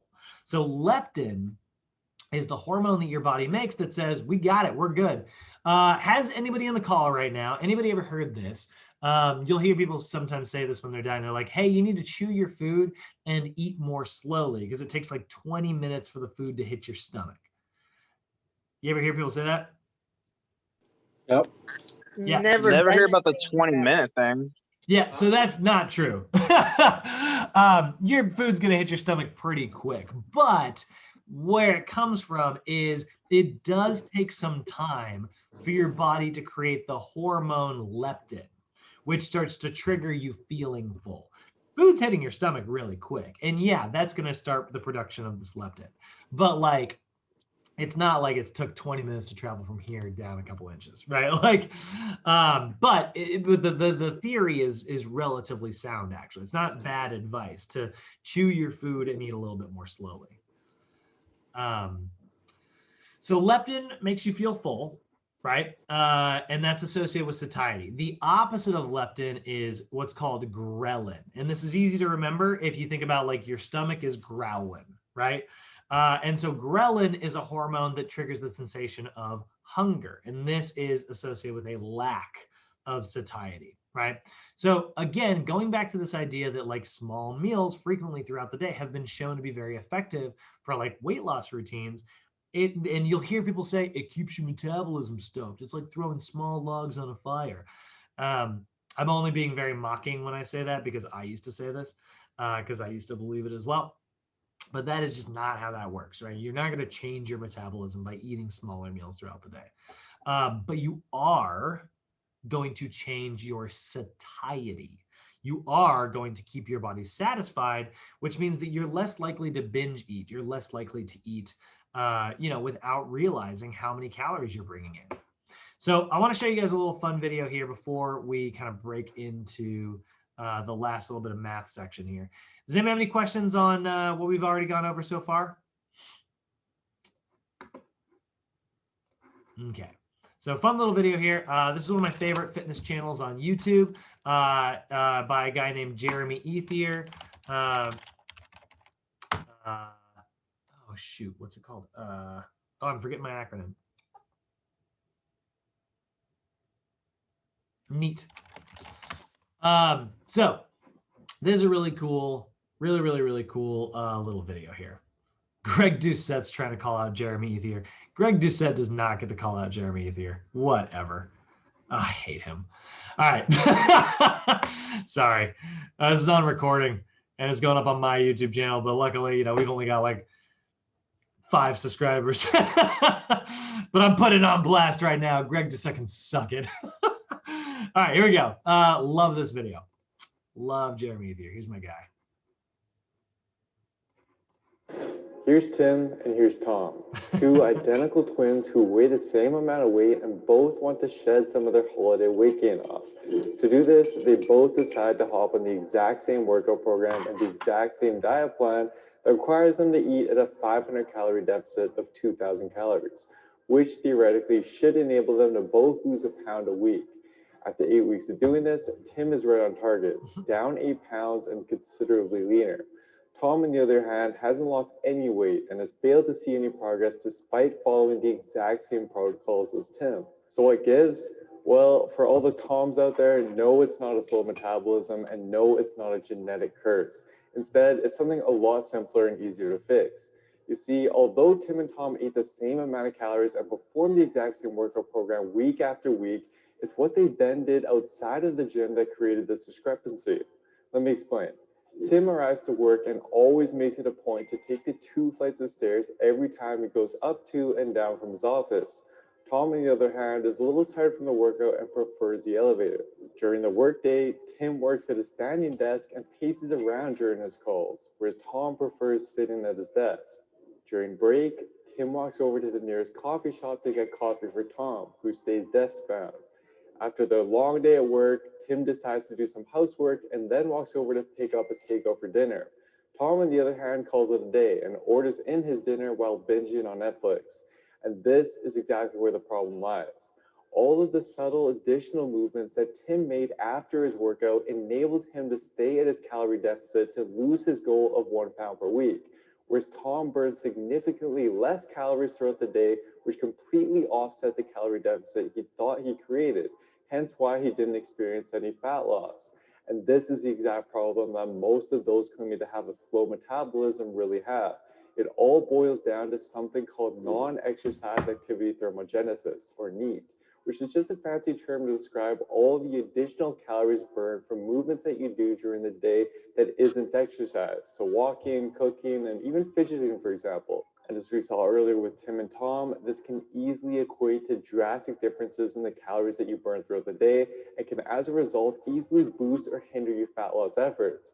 In fact, as shown in a paper from the Journal of Clinical Investigation, even when subjects were fed the same diet and locked in the small respiratory chamber pictured here for 24 hours, there was still a difference in additional calories burned through NEAT that day, ranging from 100 to even up to 800 calories between subjects. And the problem for a lot of people is that research has shown that upon starting a diet, calories burned through NEAT tends to significantly decrease and continues to decrease further the longer that you diet for. Eventually, this can reach a point where you're burning such few calories outside of the gym that you're no longer in a deficit despite eating less and training regularly, leaving you stuck at a plateau. Which is why, similar to Tim and Tom's scenario, there's been papers that have shown that even when a pair of identical twins were put on the exact same diet and exercise program for 90 days, one ended up losing over 25 pounds, whereas the other lost just 7 pounds due to their differences in NEAT. So what can you do to prevent this from happening to you? Well, first, let's go through what not to do, because the first thing that people do when they run into a plateau is they'll either increase their cardio in the gym a little more, or they'll eat a little less. And although this is a viable solution, it only works up to a point, and eventually it can actually counteract your efforts. This is because recent studies have found that adding in additional cardio only increases your total daily energy expenditure up to a point, after which it plateaus despite you doing more and more cardio, which is simply because some people's bodies will actually compensate by moving a lot less after their workout. And in fact, multiple papers have shown that sometimes people will even compensate with a reduction in activity after their workout to the point where they would actually burn more calories from movement if they didn't work out, meaning that adding in additional cardio failed to help them burn more calories by the end of the day and actually provided the opposite effect. So while additional cardio may be helpful up to a point, it can very quickly start to counteract your fat loss efforts, and you'd instead be much better off focusing on the hours that you spend outside of the gym instead. Now, as for just eating less, again, although this is helpful up to a point, in general, for better adherence and maintenance of muscle mass, your goal should be to keep your calories as high as possible throughout your diet while still hitting your fat loss targets. Otherwise, you'll quickly reach a point where your calories are just too low and not feasible to maintain. Now, with that being said, though, there are some other viable options that have been shown to be effective solutions at increasing your needs, with the first and most effective solution simply being to make conscious efforts to move more outside of your workout. In fact, research like this paper from the Journal of Obesity has shown that even in mostly sedentary individuals, those who are leaner still tend to stand and move more in general outside of the gym than those who are overweight, which enables them to burn more daily calories and maintain their lower levels of body fat. And although this may sound very difficult and time consuming to do, that really isn't the case at all, even if you don't live a very active lifestyle in general. And to showcase this, let's look at the results of a paper from the Journal of Clinical Nutrition, which compared the caloric burn of 8 different conditions. As you can see in the following graph, compared to sitting down motionless, which burns roughly 80 calories an hour, you can easily burn an additional 40 calories an hour by sitting and fidgeting, which just refers to incorporating subtle movements like toe tapping, stretching your legs and arms, or flipping through papers, for example. And you can increase this even further by an additional 30 calories an hour by instead standing and fidgeting, which again involves similar movements but can involve pacing around the room, for example. And to put this data into perspective, let's go through a calculation of how many additional calories you could potentially burn by applying some of these tips over the course of your day. So you can accumulate 2 hours of standing while fidgeting instead of sitting motionless at work or at home by using a standing desk and making an effort to periodically stretch and pace around the room during calls, for example, which alone will burn an additional 134 calories. Then you can accumulate 2 hours of extra walking instead of sitting throughout the day by taking the stairs instead of the elevator, parking further away in a parking lot, taking a walk during your work breaks, taking your dog out for a walk, and just walking more whenever you can fit it in during the day, as this can help you burn an additional 310 calories per day. And this then amounts to a total of roughly 450 additional calories burned per day. And if we run a quick calculation on that, that amounts to almost an extra pound of fat loss per week, which over the course of the year would amount to almost 50 pounds of fat burned just by focusing on moving a little more outside of the gym. And on that note, I would also highly recommend that you track your steps and actually set a daily step goal for yourself to hit, as this will give you a much better indication of what your overall need levels are and a way to track it throughout your diet. But in addition to what I previously went through, some other things that you should be implementing and prioritizing throughout your diet are 1, diet breaks, and 2, regular resistance training. First off, controlled and monitored diet breaks, something I've talked about in my past videos, which I'll link down below, have been shown to help counteract the decrease in need that you typically experience with your diet, and are something I'd highly recommend that you start implementing to help boost your fat loss in the long run. And secondly, as for resistance training, research has shown that a weight training workout appears to actually increase your NEAT levels for the rest of the day, which is in contrast to the reduction in NEAT that we typically see after cardio sessions, simply meaning that regularly performing weightlifting workouts throughout your diet is essential and should take priority over trying to perform a ton of extra cardio. But all in all, you need to realize that although you may spend 30 minutes to an hour exercising, there's still 15 other waking hours during the day. And it's what you do during those hours that will make the most impact on your fat loss progress. And for a step-by-step program that puts all of the science together for you by showing you exactly how to both optimally train and structure your diet week after week to burn off fat and lean down as quickly as possible, just like several other members have successfully done with their Built with Science programs, then simply head on over to builtwithscience.com and take the analysis quiz to discover which approach is best for you and your body. Anyways, guys, I hope you enjoyed this one. Please don't forget to show your support by giving the video a like, leaving a comment down below as to what you'd like to see me cover next, subscribing to the channel, and turning on notifications for the channel as well, as this all really does help me out. Thank you so much, everyone, for the continued support, and I'll see you next time. There we go. All right. I love that video. I love it because we're about to run through a lot of numbers, and we're going to help calculate your numbers to help you meet your goals, no matter what they are, right? But if you're like, it's not working, these numbers are wrong, you could be right. They could be wrong, right? Well, you know, math is not accounting for how much you might be sitting around. My favorite part of that is where they're talking. And by the way, if anybody goes to that video, look up Jeremy McNeithier NEAT, non-exercise activity thermogenesis. And he has links to all of the studies. The one where he was talking about, like, some people, they put them all in a room. They were in this like locked room, and they observed them burning calories over like a certain period of time. And like some people burned up to 800 more calories than others. Really fascinating study, super fun to read. So check it out if you want. But what they find is that like some people work out so hard that they tank, they get exhausted, and then they don't move at all after that. So We want to focus on like small, consistent gains rather than maybe the world's hardest workout one day, followed by like a bunch of nothing after that, right?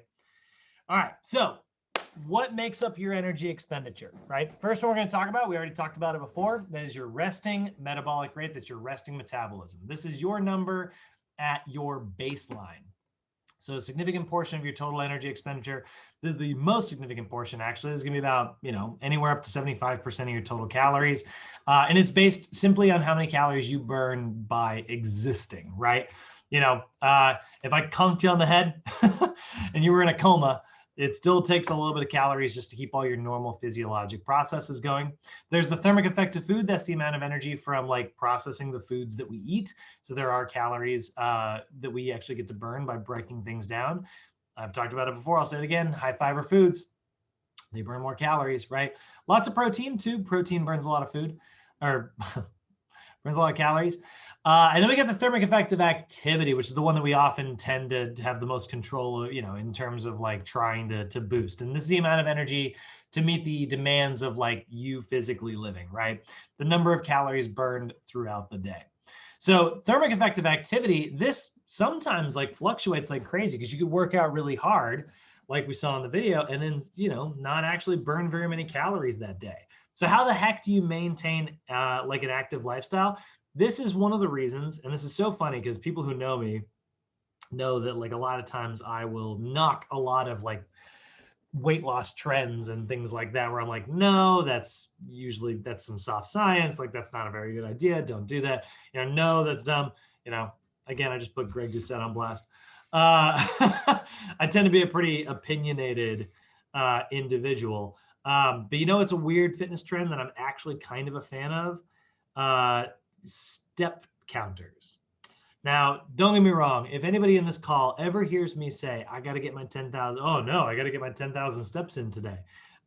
Take me out. That's it. I don't want to be around anymore. You hear me say that? Get me out of this world. I never want to be one of those people who's like, I got to get my steps in. But here's what I will say.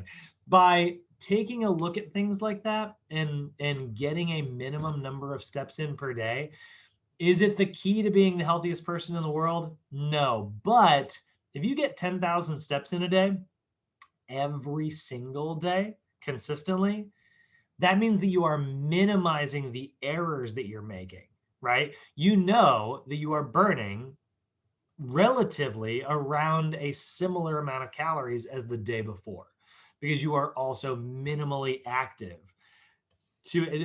active at a similar level to the day before. So I'm actually kind of a fan of things like that because they minimize this human error, right? I cannot tell you guys how many times I've run like a bunch of chores where it's like, I got to go to the grocery store today. I got to go pick this up from a guy. I got to go do this. And I'll be like in the car all day, like driving around. And I'm like, I come back to my house and I'm wiped out. Because LA traffic, it's usually warm, the heat from driving, just like the sun hitting me, I'm like a cat. Like, I'm like, this is a great place to take a nap, and I'll come back wiped out and exhausted. And I'll be like, man, I got a lot done today. I'm so freaking accomplished. I must have burned a ton of calories. And then I look at like my little step counter or whatever, and it's like my heart rate's been low all day. Like I haven't been doing that much physical activity. That is a really common thing that we see. Our perception of how many calories we burn versus the reality is often does not match up. So I like step counters because they're a great objective way. It takes the guesswork away. It takes the human feeling part of it out of the way. So those are the three things that make up our calorie burns, right? And like I said, you saw these. This is the picture we saw the other day, right? There's a lot of different ways to calculate your energy needs. There's the old school Harris-Benedict formula, which is still probably the most popular. There's the DRI method, which is what we're going to be using today. This is the one that the USDA actually recommends. There's the REE calculator. That's the one that was in our lesson, I think, yesterday. And then there's the Cunningham equation, which I actually really do like. It's a lot faster, a little bit easier, but you need to know what your fat-free mass is. Cunningham calculator. You know, you can see this is a much more sort of complicated one, but you would put your weight in kilograms, like I said, 79. You put in your body fat percentage, let's say it's, I don't know, we'll say 15, right? And then your activity factor, right? Oh, I'm sorry, thermic effect of food. So like a moderate amount of protein would be 0.1, high amount of protein would be like 0.15. So we'll go with like 0.1. Right. And then your non-exercise activity thermogenesis, that's your NEAT. You know, are you sedentary? Are you moving a lot, prolonged, right? You know, we'll say, you know, we're in quarantine right now. Let's go with like 1.5. And then how many hours of like exercise? You know, 0.75 for 45 minutes. Is that per day? That's interesting. Let's say an hour a day. So that'd be like 1. So we'll go with like 6. Oh yeah, there it is. Well, we'll say it's like 6. All right, and hit calculate there. Oh, nope. Apparently that's not per day. We'll go with 1. So yeah, no, there it is. Yeah, so it comes out to about 3387, which is, like I told you guys, I'm eating around 3,400 calories right now. So that's, you know, not bad. Pretty close. So it's kind of a good formula there. The simplest version of that is just your fat-free mass, is just the classic RMR version. That calculator that we just looked at had a bunch of other stuff in there as well. So looking at the different ways to lose weight, right? Before we get into sort of these numbers here, right? Obviously, we need to have a combination of diet, exercise, and I would argue most importantly, behavior change, right? Creating like effective, healthy lifestyle habit changes. So we want to, if we're working with our clients, we want to encourage them when it comes to the meal side of things to eat at regular intervals, healthy meals as often as possible. We want to help them learn and educate them on portion sizes. There's some really great resources out there, guys.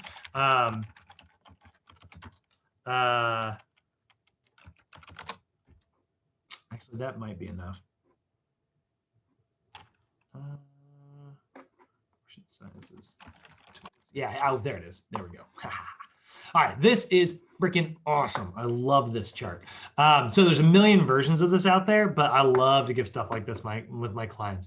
The front of a closed grip, that's about a half a cup in terms of like overall volume, right? A clenched fist is about a cup. A fingertip is about a teaspoon. Your thumb is about 2 tablespoons, right, worth. So you think about like the serving size of peanut butter, for instance, is 2 tablespoons. So it's about your thumb. And then your palm is about 3 to 4 ounces of chicken, which we've seen before. So we're looking at that. My favorite version of that, I don't particularly like the palm one, because this is where we start to see like a lot of differences between people's hand sizes. But I like a deck of cards. A deck of cards is a really good way to make sure you're getting, you know, about 3 to 4 ounces there. So I love little charts like that. Educating your clients on those portion sizes can be really helpful. And then obviously we want to encourage regular exercise. That I'm sure comes as no surprise to anybody in here. So when it comes to like weight, some of the issues that you're going to run into when it comes to like losing weight, right? We're going to see weight cutting, which is, you know, we've seen a lot of bodybuilders. This can be a tool, but it sometimes can lead to like some negative psychological aspects. And so weight cutting, the practice of like losing weight in prep for a competition or a performance, right? This often involves like a little bit of dehydration and a lot of times like starvation. So you'll see bodybuilders go on these crazy intense crash diets and they won't drink any water.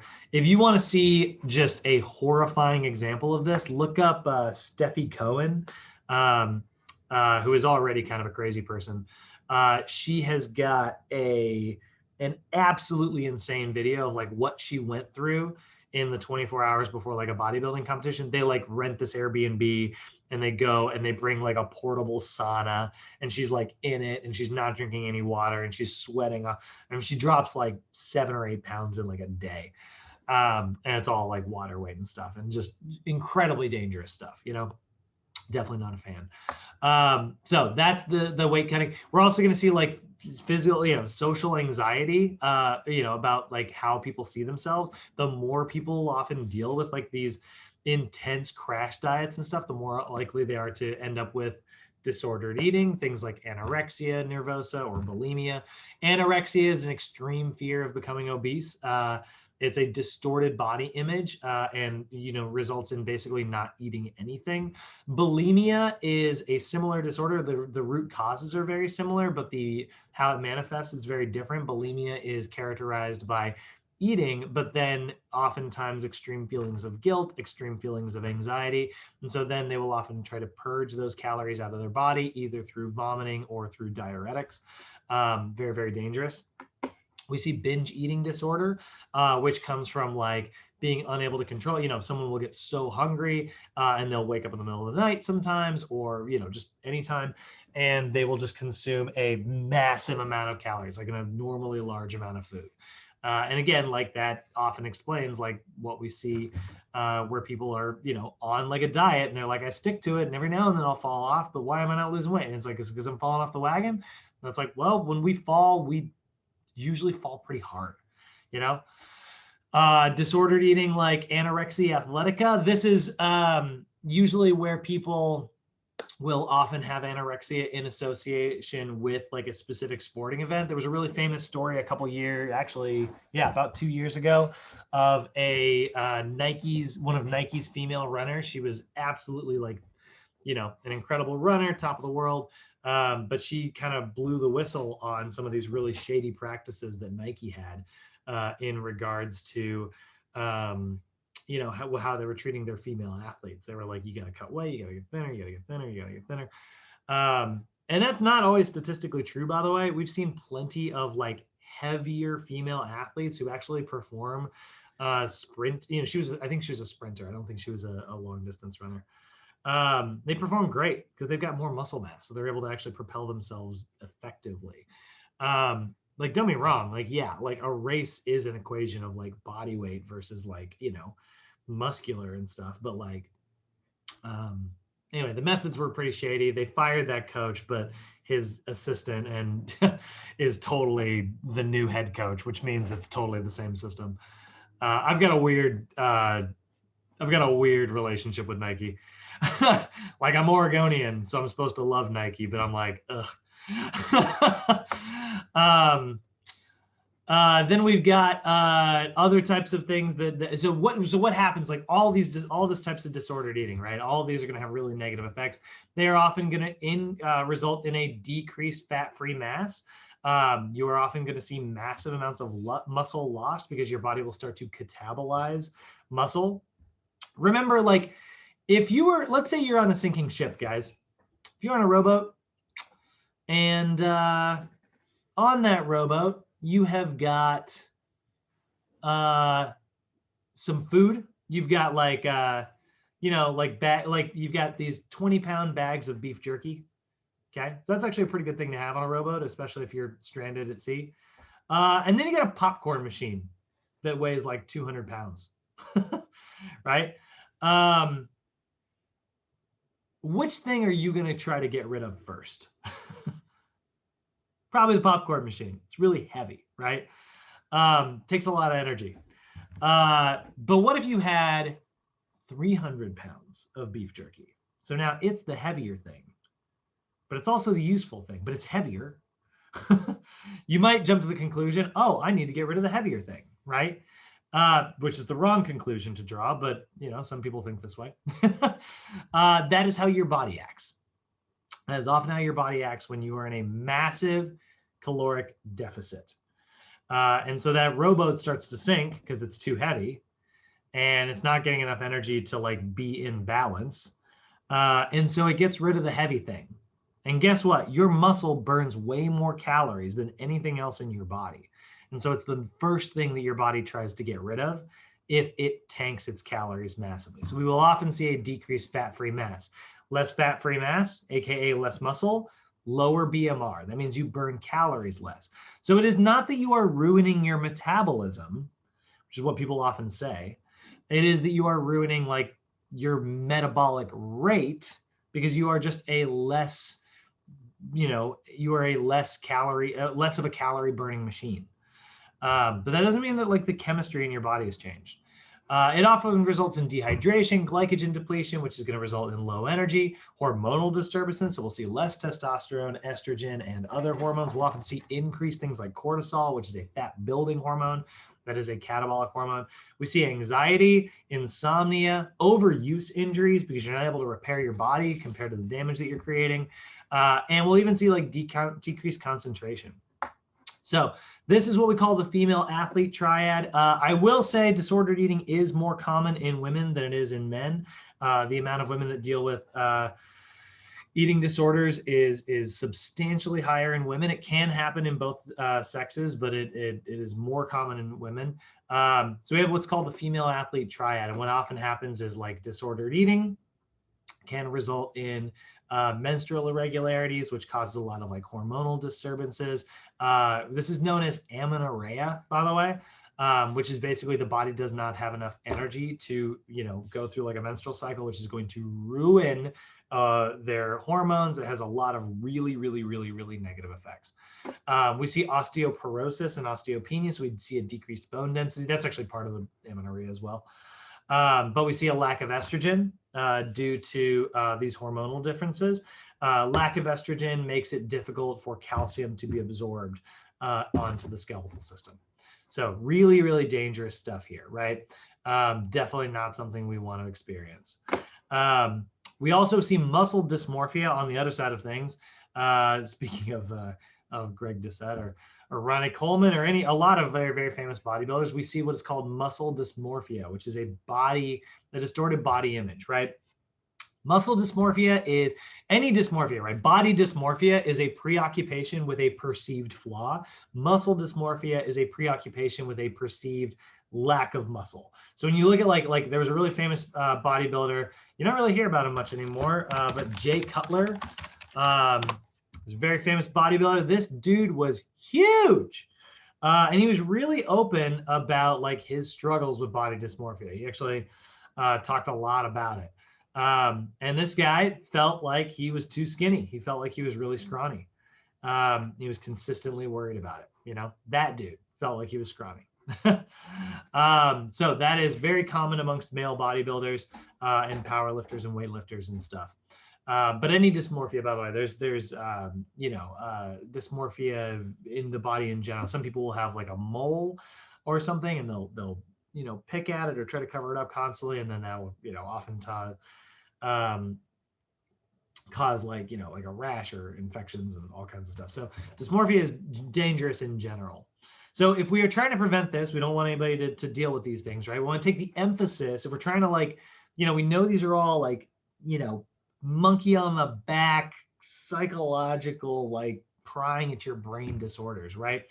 So we want to take the emphasis and the anxieties away from this by putting less emphasis on body weight and body composition and more emphasis on the idea of living an overall healthy lifestyle. We want to discourage our clients from using fad diets or, quick weight loss methods like, supplementation and things like that. We want to focus more on healthy behaviors, right?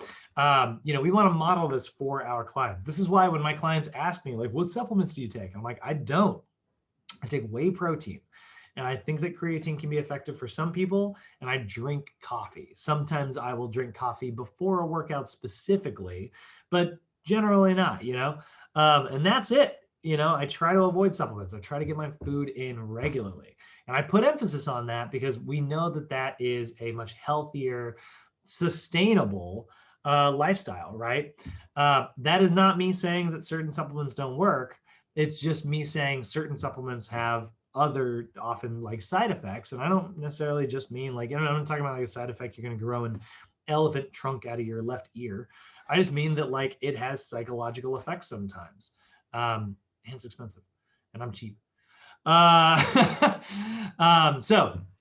a lot of times muscle dysmorphia, this can be spotted through early identification. So preoccupation in mirrors can actually be a sign of that. Preoccupation with calories and eating and things like that. So again, we're trying to develop as healthy of an environment as possible. This is why people people will sometimes be like, don't you just hate Planet Fitness? They got like Pizza Fridays and stuff. Like, what a dumb gym. It's for the newbies, you know? And I'm like, I love the fact that Planet Fitness exists. Like, yeah, I mean, like the Pizza Mondays thing's weird, you know, but it's there to draw people in. Their overall message is to create an environment that is open and inviting for everyone, rather than what a lot of people feel when they go to the gym, which is anxious and, you know, oftentimes like depressed and very scared and intimidated, right? And so, like, you know, I'm glad stuff like that exists. I saw a really great post on Reddit once. It was one of my favorite things. It was a guy who, you know, it was a really funny post, but I was like, this is a very real thing. And it was this guy who was really anxious about losing weight, and he felt very judged when he went into the gym. And he was so anxious about it. His friend, I bet I can find it actually. You guys will love this. Guy dresses up funny at the gym to take the attention off of friend. So his buddy dressed up in like different costumes and would go to the gym with him and like just draw this guy was like really anxious. He had a whole story. He's like, I'm super anxious when I go to the gym because I feel like people judge me. So he's like, my friend started dressing up in weird costumes to take the attention away. And this guy's got great results, by the way. He actually he kept it up and had like some really cool results. He had a whole story up on Reddit once. And I read that and I was like, first off, I'm glad that I got to read this because this is really funny. But secondly, like, oh, my heart, like, I'm so happy. Like, that's so cool. What a bro. Here's what we're going to do. Ways to increase our energy, our body weight, or decrease, right? We're going to participate in a resistance training program to create some muscular cellular damage. And we are going to achieve a positive energy balance, meaning that we're going to have a positive number of calories to to support anabolism, right? And this is the important one as well, we are going to have a positive nitrogen balance, which means that we need to have adequate protein to experience muscular growth. Adequate protein is going to be anywhere from 0.8 to 1.4 grams per kilogram of body weight, right?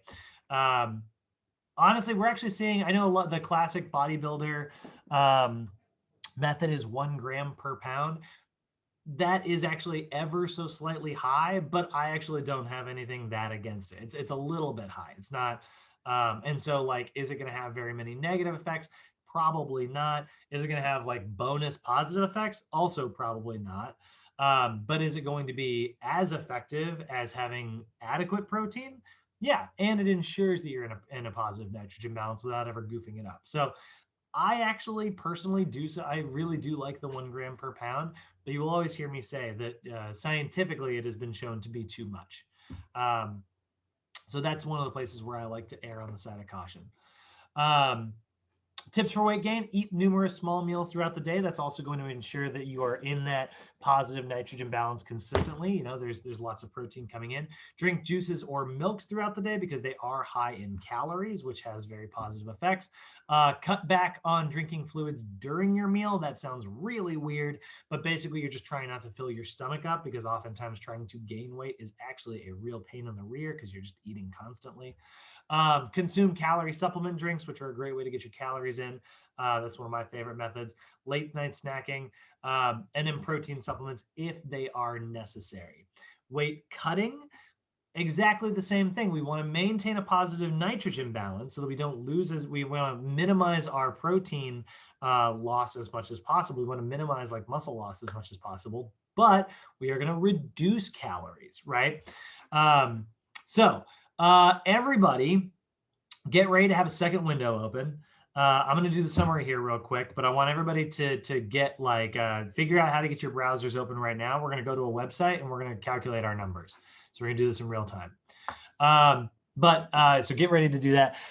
Summarizing everything up today. Obviously, we know that athletes and our clients in general are going to be concerned about like weight gain, weight loss for a variety of different reasons. Body mass index, always important to remember, it is your body weight in kilograms divided by your height in meters squared.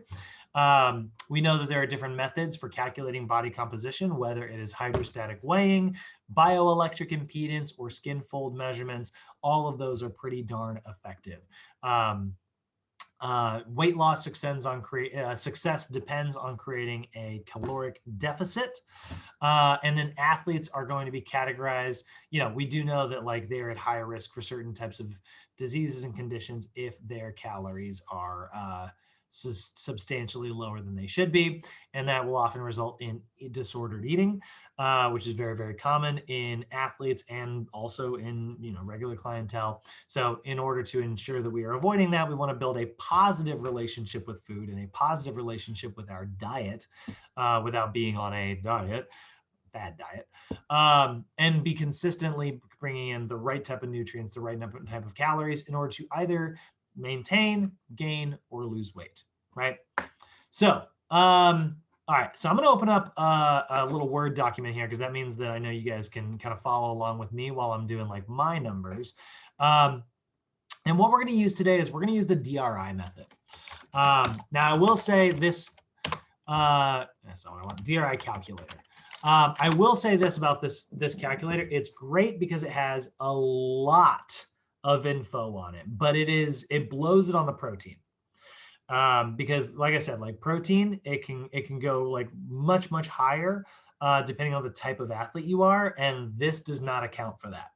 It will only assume you are sedentary no matter how active you tell it. Okay, so here's what we're going to look at, guys. We're going to go to our DRI calculator. You're going to type that into Google. It's going to be www.nal.usda.gov. You're going to click the first link there, and that's going to bring you to this page. And you're going to start by putting in your information. You're going to put your gender in there. You're going to put your age in there. You're going to put your height in there. And then you're going to put your weight in pounds, right? And then you're going to pick your activity level, okay? And your activity level is going to be based, you can kind of see here, if we look, sedentary means like, you're living a normal everyday life. Maybe you do a little bit of housework, maybe you do a little bit of gardening, right? But nothing too crazy. If you're low active, you're getting 30 minutes of activity a day. Active, you're getting about 60 minutes of activity a day. And very active is like 45 to 60 minutes vigorous activity every day. Chances are most people in this call are relatively active, even if it is really intense working out, but you got to remember you were also at a high level of fitness. So I very rarely put people in the very active category. Usually that's only if someone is like, I'm a construction worker and I exercise every day. It's like, okay, that's like a freaking active job and you're very, very active. So I like just active. Okay. So I'm going to hit submit. At least for me, you guys can pick your numbers, right? And I'm going to come down here and the results. Oh yeah. What's up, Andres? Question. Where it says reporting units, just keep it as standard, right? Not metric. Oh yeah. You don't have to do that. Yeah. It'll convert it for you. It'll do the work for you. So you can do standard. The formulas we always see on like our PowerPoints and stuff are always metric because, NASM's actual scientist. But like this will do the conversions for you. If you do want to figure out what your weight in kilograms is, it is your weight in pounds divided by 2.2. So 175 divided by 2.2, that gives me 79.54 kilograms. But it's always divided by 2.2? Mm-hmm. Yeah. Okay. For the most part. And then what is it? Inches into centimeters is 2.54. So that's to get that one. But why do it? You got it here, all right, so here we go, right? So my body mass index, 23.2. Estimated caloric needs is 3187.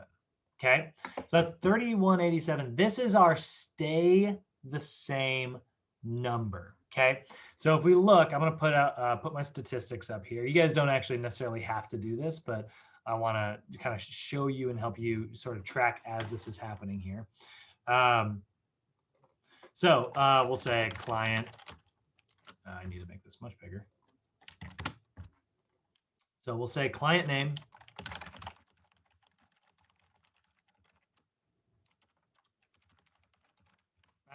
we'll say age, 32, height, that is going to be 6, that one, right?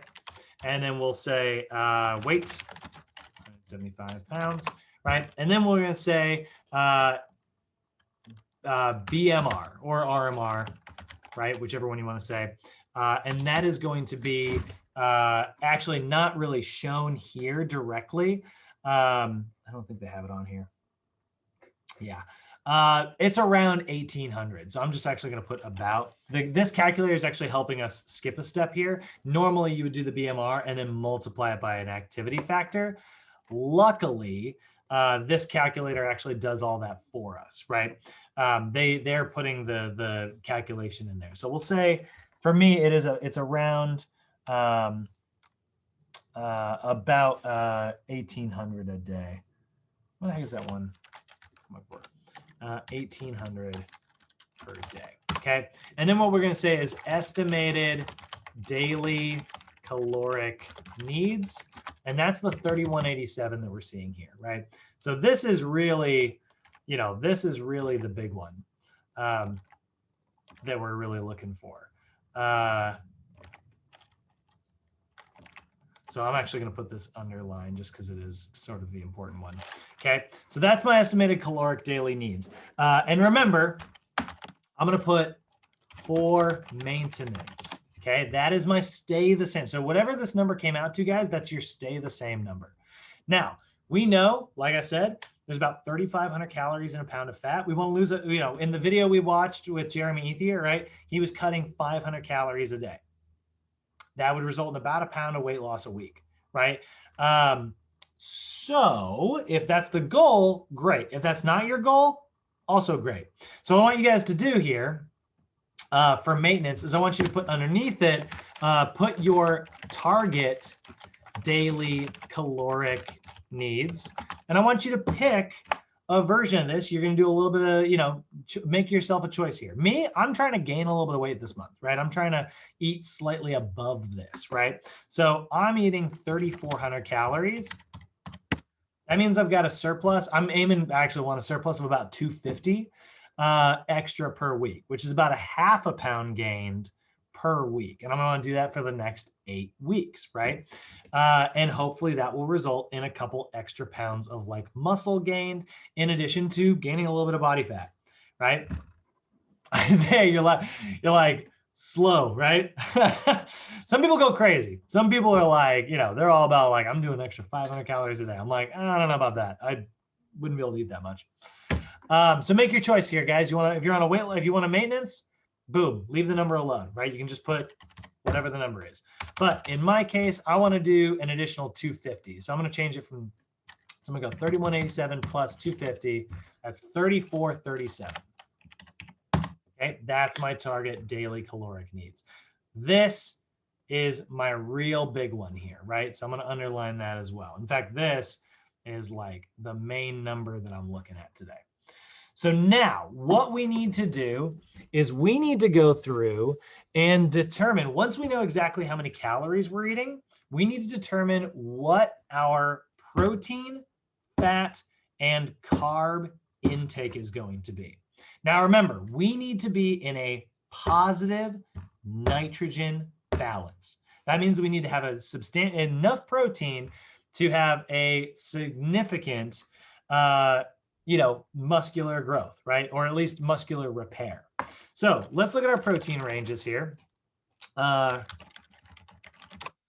at our protein recommendations. If I look online, right? Because I don't remember what the pound versions are.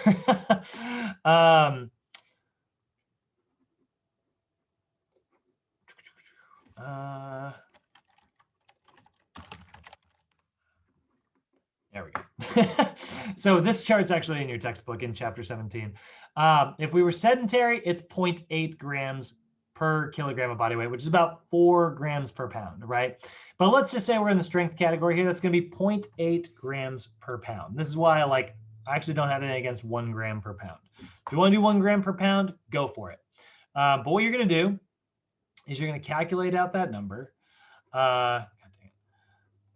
That's what I need to do. You're gonna calculate the number. So we're gonna go target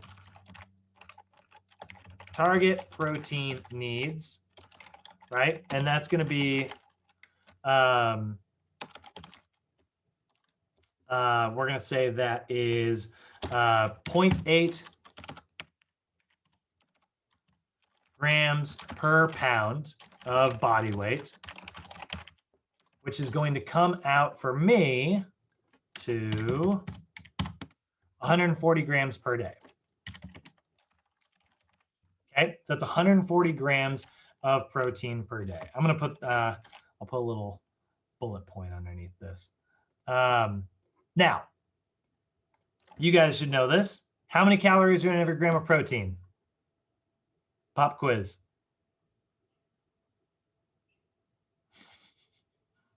Somebody knows this. Repeat I want that. to do it without. I want to do it What's the without looking at question? my I'm notes. sorry. How many calories are in 1 gram of protein? I heard somebody. Isn't it 1,000? Because a kilocalorie is 1,000. Oh, no. no. 1 gram. So if I ate like 200 grams of protein, Oh, how many 1 gram. calories? That'd be end up being 2,000 calories. Or no, 200,000. Kenny, what'd you say? Oh, no, I was gonna say like 100. No. So for every 1 gram of protein, there's going to be 4 calories. Okay. Get it up here, guys. Get it memorized. So that's 4 calories. So we go to my little chart here, right? So I'm eating 140 grams per day. That means that that's going to be 140 times 4. That means that it will be 560 calories per day. Okay. Now I'm going to be eating 3,437 calories per day. And now if I'm eating 140 grams of protein per day, which is 560 calories, that means that if I take 560 and I divide it by 3,437, and you don't actually need to do this, by the way, this last step, you don't need to do, but I like to do it because it's a good visual. So if I take the number of calories from protein and I divide it by the number of calories total, that gives me 0.1629, which means that is 16% of my diet is coming from protein. So that's going to be 16%, okay, of total caloric intake. Okay, again, you don't have to do that version, but you can do that version. Now, I want to show you just a really extreme example here. Let's say I'm trying to really lose like 2 pounds a week. Let's say I'm on a major, crazy, intense diet where I'm only eating 2,400 calories a day, but I'm still going to eat the same amount of protein. I'm not going to adjust my protein intake at all, right? So my estimated daily caloric needs was 3,187. If I take 1,000 away from that, so that's 2,187, right? But I still eat 560 calories from protein divided by 2,187. Now my intake is 25%. So you'll see the percentage will change based on how much it is that you're eating, right? And if we see USDA recommended protein intake, you will see it should be somewhere between 10 to 35%. So am I in a good range here? Heck yeah, I am. Not bad. All right, so there's a relatively low protein in terms of percentage, but it's adequate protein in regards to my body and lifestyle. So you need to choose which version you are, guys. Are you a strength athlete? Are you sedentary? You know, which version of protein? It's anywhere from 0.8 all the way up. Actually, I should say we're going to use the pounds version. It's anywhere from 0.4 up to 0.8. Some blend within there. Make your choice. Now, let's figure out our target carbohydrate needs. So, target carbohydrate. Good Lord. Right. This is anywhere from 45 to 65% total caloric intake. Actually, I want to put the range there. So I need to make a choice here. What do you guys think I should pick? Give me a target goal. What percentage? What are you trying to do? Yeah, just go ahead and pick for me. Looking at your evaluation. Yeah. How intense am I going with the carbs? 45 or 65 or somewhere in between? Well, if you're doing 60%, you're gonna go probably somewhere in between. Oh, I get, yeah, it's not a bad choice. Now, if I'm doing like really high intensity work, like especially like a lot of like glycolysis work, probably go really high on the carbs, you know? But yeah, I like it. Let's go right in between. We'll go 55%. So I'm going to pick 55. You guys pick your number, whatever you want it to be. If you know that you're not really working out like crazy, really hard right now, maybe go a little bit lower on the carbohydrates, right? So I'm going to go with 55. It's right in the middle. So now let's calculate my numbers, right? So I got to kind of do this in sort of the, I went like grams to calories, and then it gave me the percentage. This one, I'm kind of working backwards here, right? I've already got the percentage, right? I've already got the percentage. It's already set at 55, and I know how many calories I'm eating. So the math here is actually pretty easy. 3437 times 0.55, that's my 55%. And I hit enter. That is going to give me 1,890 calories from carbohydrates per day. Okay, so now I'm going to see 1,800 calories per day. Okay, I'm doing this in this order. You don't have to like, set your bullet points up like this or anything like that. This is just how I'm doing it to make it a little bit easier for you guys to follow. And I need my bullet points to match up. That's going to drive me crazy. So 1,890 calories per day, right? And I already know that it was 55%. So I'm just going to copy that down here, right? 55% of total caloric intake, right? And now all I got to do is figure out how many grams that is, right? So I take 1,890. How many calories are in 1 gram of protein? 4. How many calories are in 1 gram of carbs? 4. Also 4. So 1,890. So last time I went 140 times 4. This time I'm going to go 1,890 divided by 4. So that means 470. We're going to round this down. 407. Round it up actually. So 473 grams per day. So that's how many grams of carbs I need on this version of the diet. Now, fat is not harder. It's not that bad. It's not that much harder, but you got one extra step here. Before we got to just base it on the number of grams per pound. I knew what my pounds were, and then I just got my grams, right? But I got to do a little bit of extra math here. I've got to figure out how many calories have I got left in my diet, right? How much room is left for fat? And then I need to also make sure that it falls in a healthy range in terms of like my overall fat intake. So we're going to go target fat needs, right? And this is going to be whatever is left, right? It's fat equals, and it is going to be total calories minus protein calories minus carb calories. Okay. So my fat calorie, actually I should say, yeah, fat calories is going to equal my total calories minus my protein minus my carbs. Okay. Because that's how much I've got left. So 987. What's that? I found it out already. Oh, okay. So my total calories is 3437 minus 560. So that's how, take the protein out, minus 1890. That means that my fat calories is going to be 987 calories per day. How many calories are in 1 gram of fat? 9, right? We got 9 calories in every gram of fat. So 987 divided by 9. That's going to give me 109.6. So we're going to round that up to 110 grams per day. And then just because I like to have the percentages. Again, like I said, this last step is not hugely important for these two, but I like to have it. So I'm going to take 987, and I'm going to divide that by 3437. That's going to give me 0.287, which means that it's about 29%.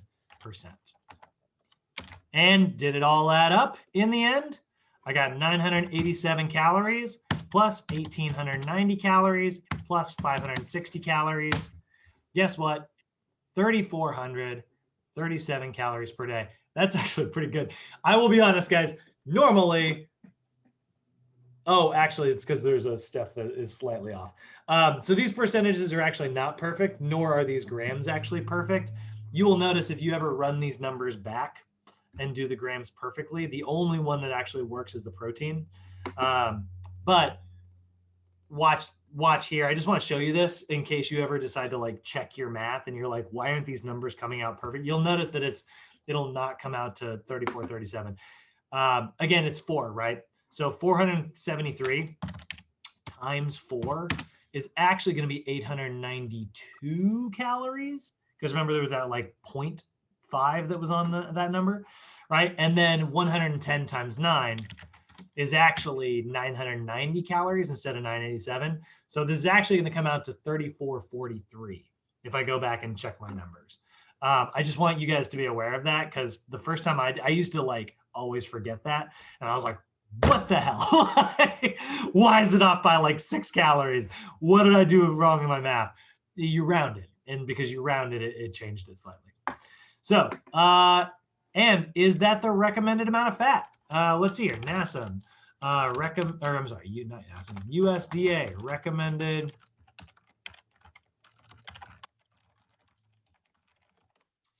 You're going to notice, not the saturated fat. Saturated fat should be less than 10%. 30. It'll be 10 to 30% is what it's going to say. I just want to have the picture for you. There we go. 10 to 15 protein, 55 to 65. That's not right. That's not right. That is wrong.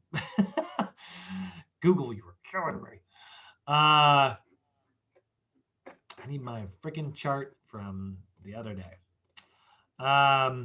Anyway, those are all well within our normal ranges. So you'll notice, like, percentage wise, my protein's not crazy, right? But it is adequate for my body weight and lifestyle. My carbs are relatively high, and so is my fat. So I'm getting a lot of my calories from these other 2 macros, which is good because that means that, like, you know, I'm getting enough protein to facilitate bodily repair. And I am getting enough calories to facilitate bodily growth, right? And that's exactly what I happen to be looking for this month when I chose, you know, a caloric surplus. If you guys are trying to lose weight, these numbers are going to shift ever so slightly, right? I'm going to really fast move through a version where I change this up. So I'm going to take this whole thing. I'm going to basically copy it again. And I'm just going to change this to my daily caloric goals. Let's say I'm on a major weight loss plan, right? So I'm going to go, let's say, we'll call this version 1.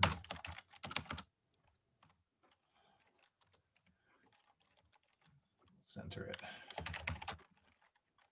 Right, here's version 1. Let's copy all this info and go down and do this whole process again in version 2. Still 32 years old.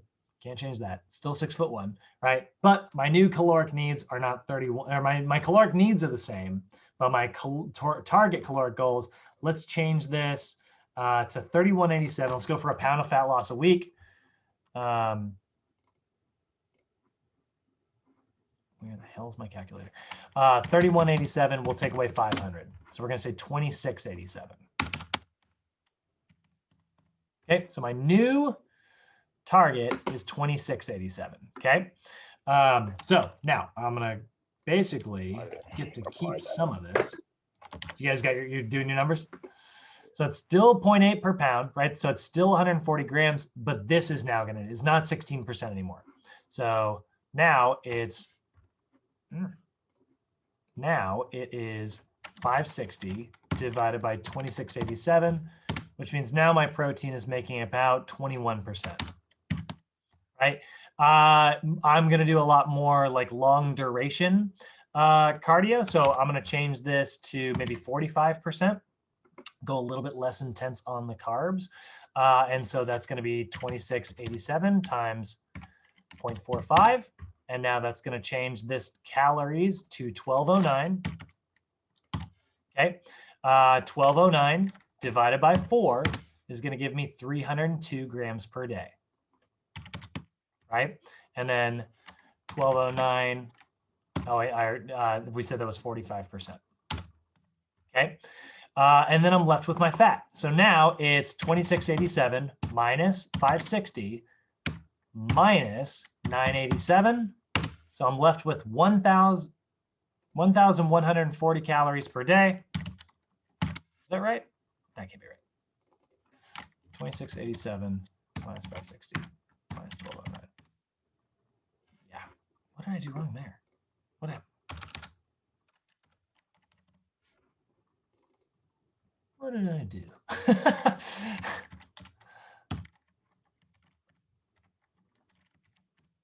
Okay, yep, that checks out. All right, so now I'm left with 918 calories per day divided by 9. That's going to be 102. 102 grams per day. 918 divided by 2687. This can be too high on the fat, 35%. All right, that's a pretty high fat diet. I'd probably make an adjustment. I'd probably bring this back up to 55.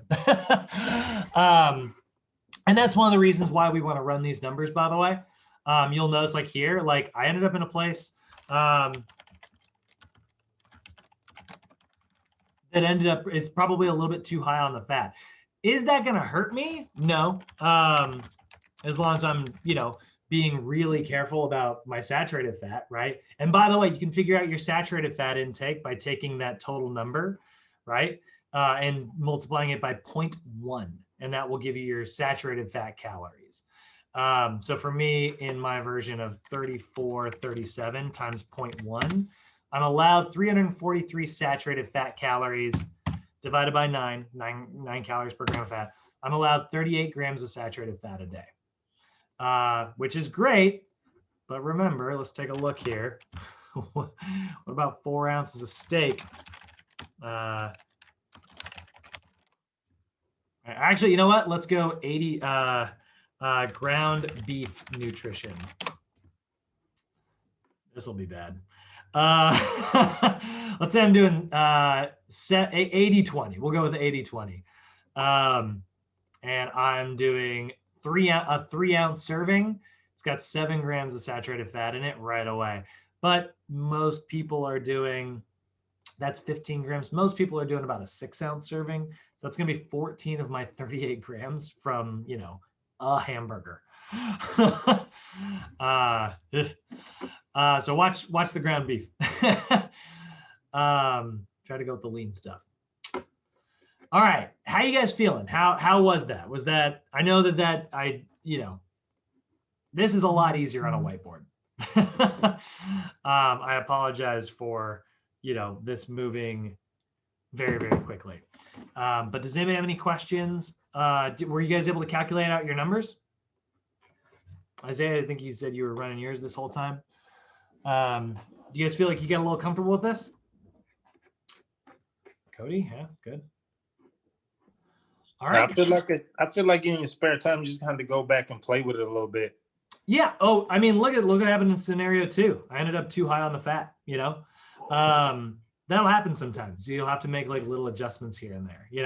I actually don't have anything against 35% fat personally, but it is outside of the normal like USDA recommendations, and I'm here to give you guys the kind of normal USDA version of this kind of stuff.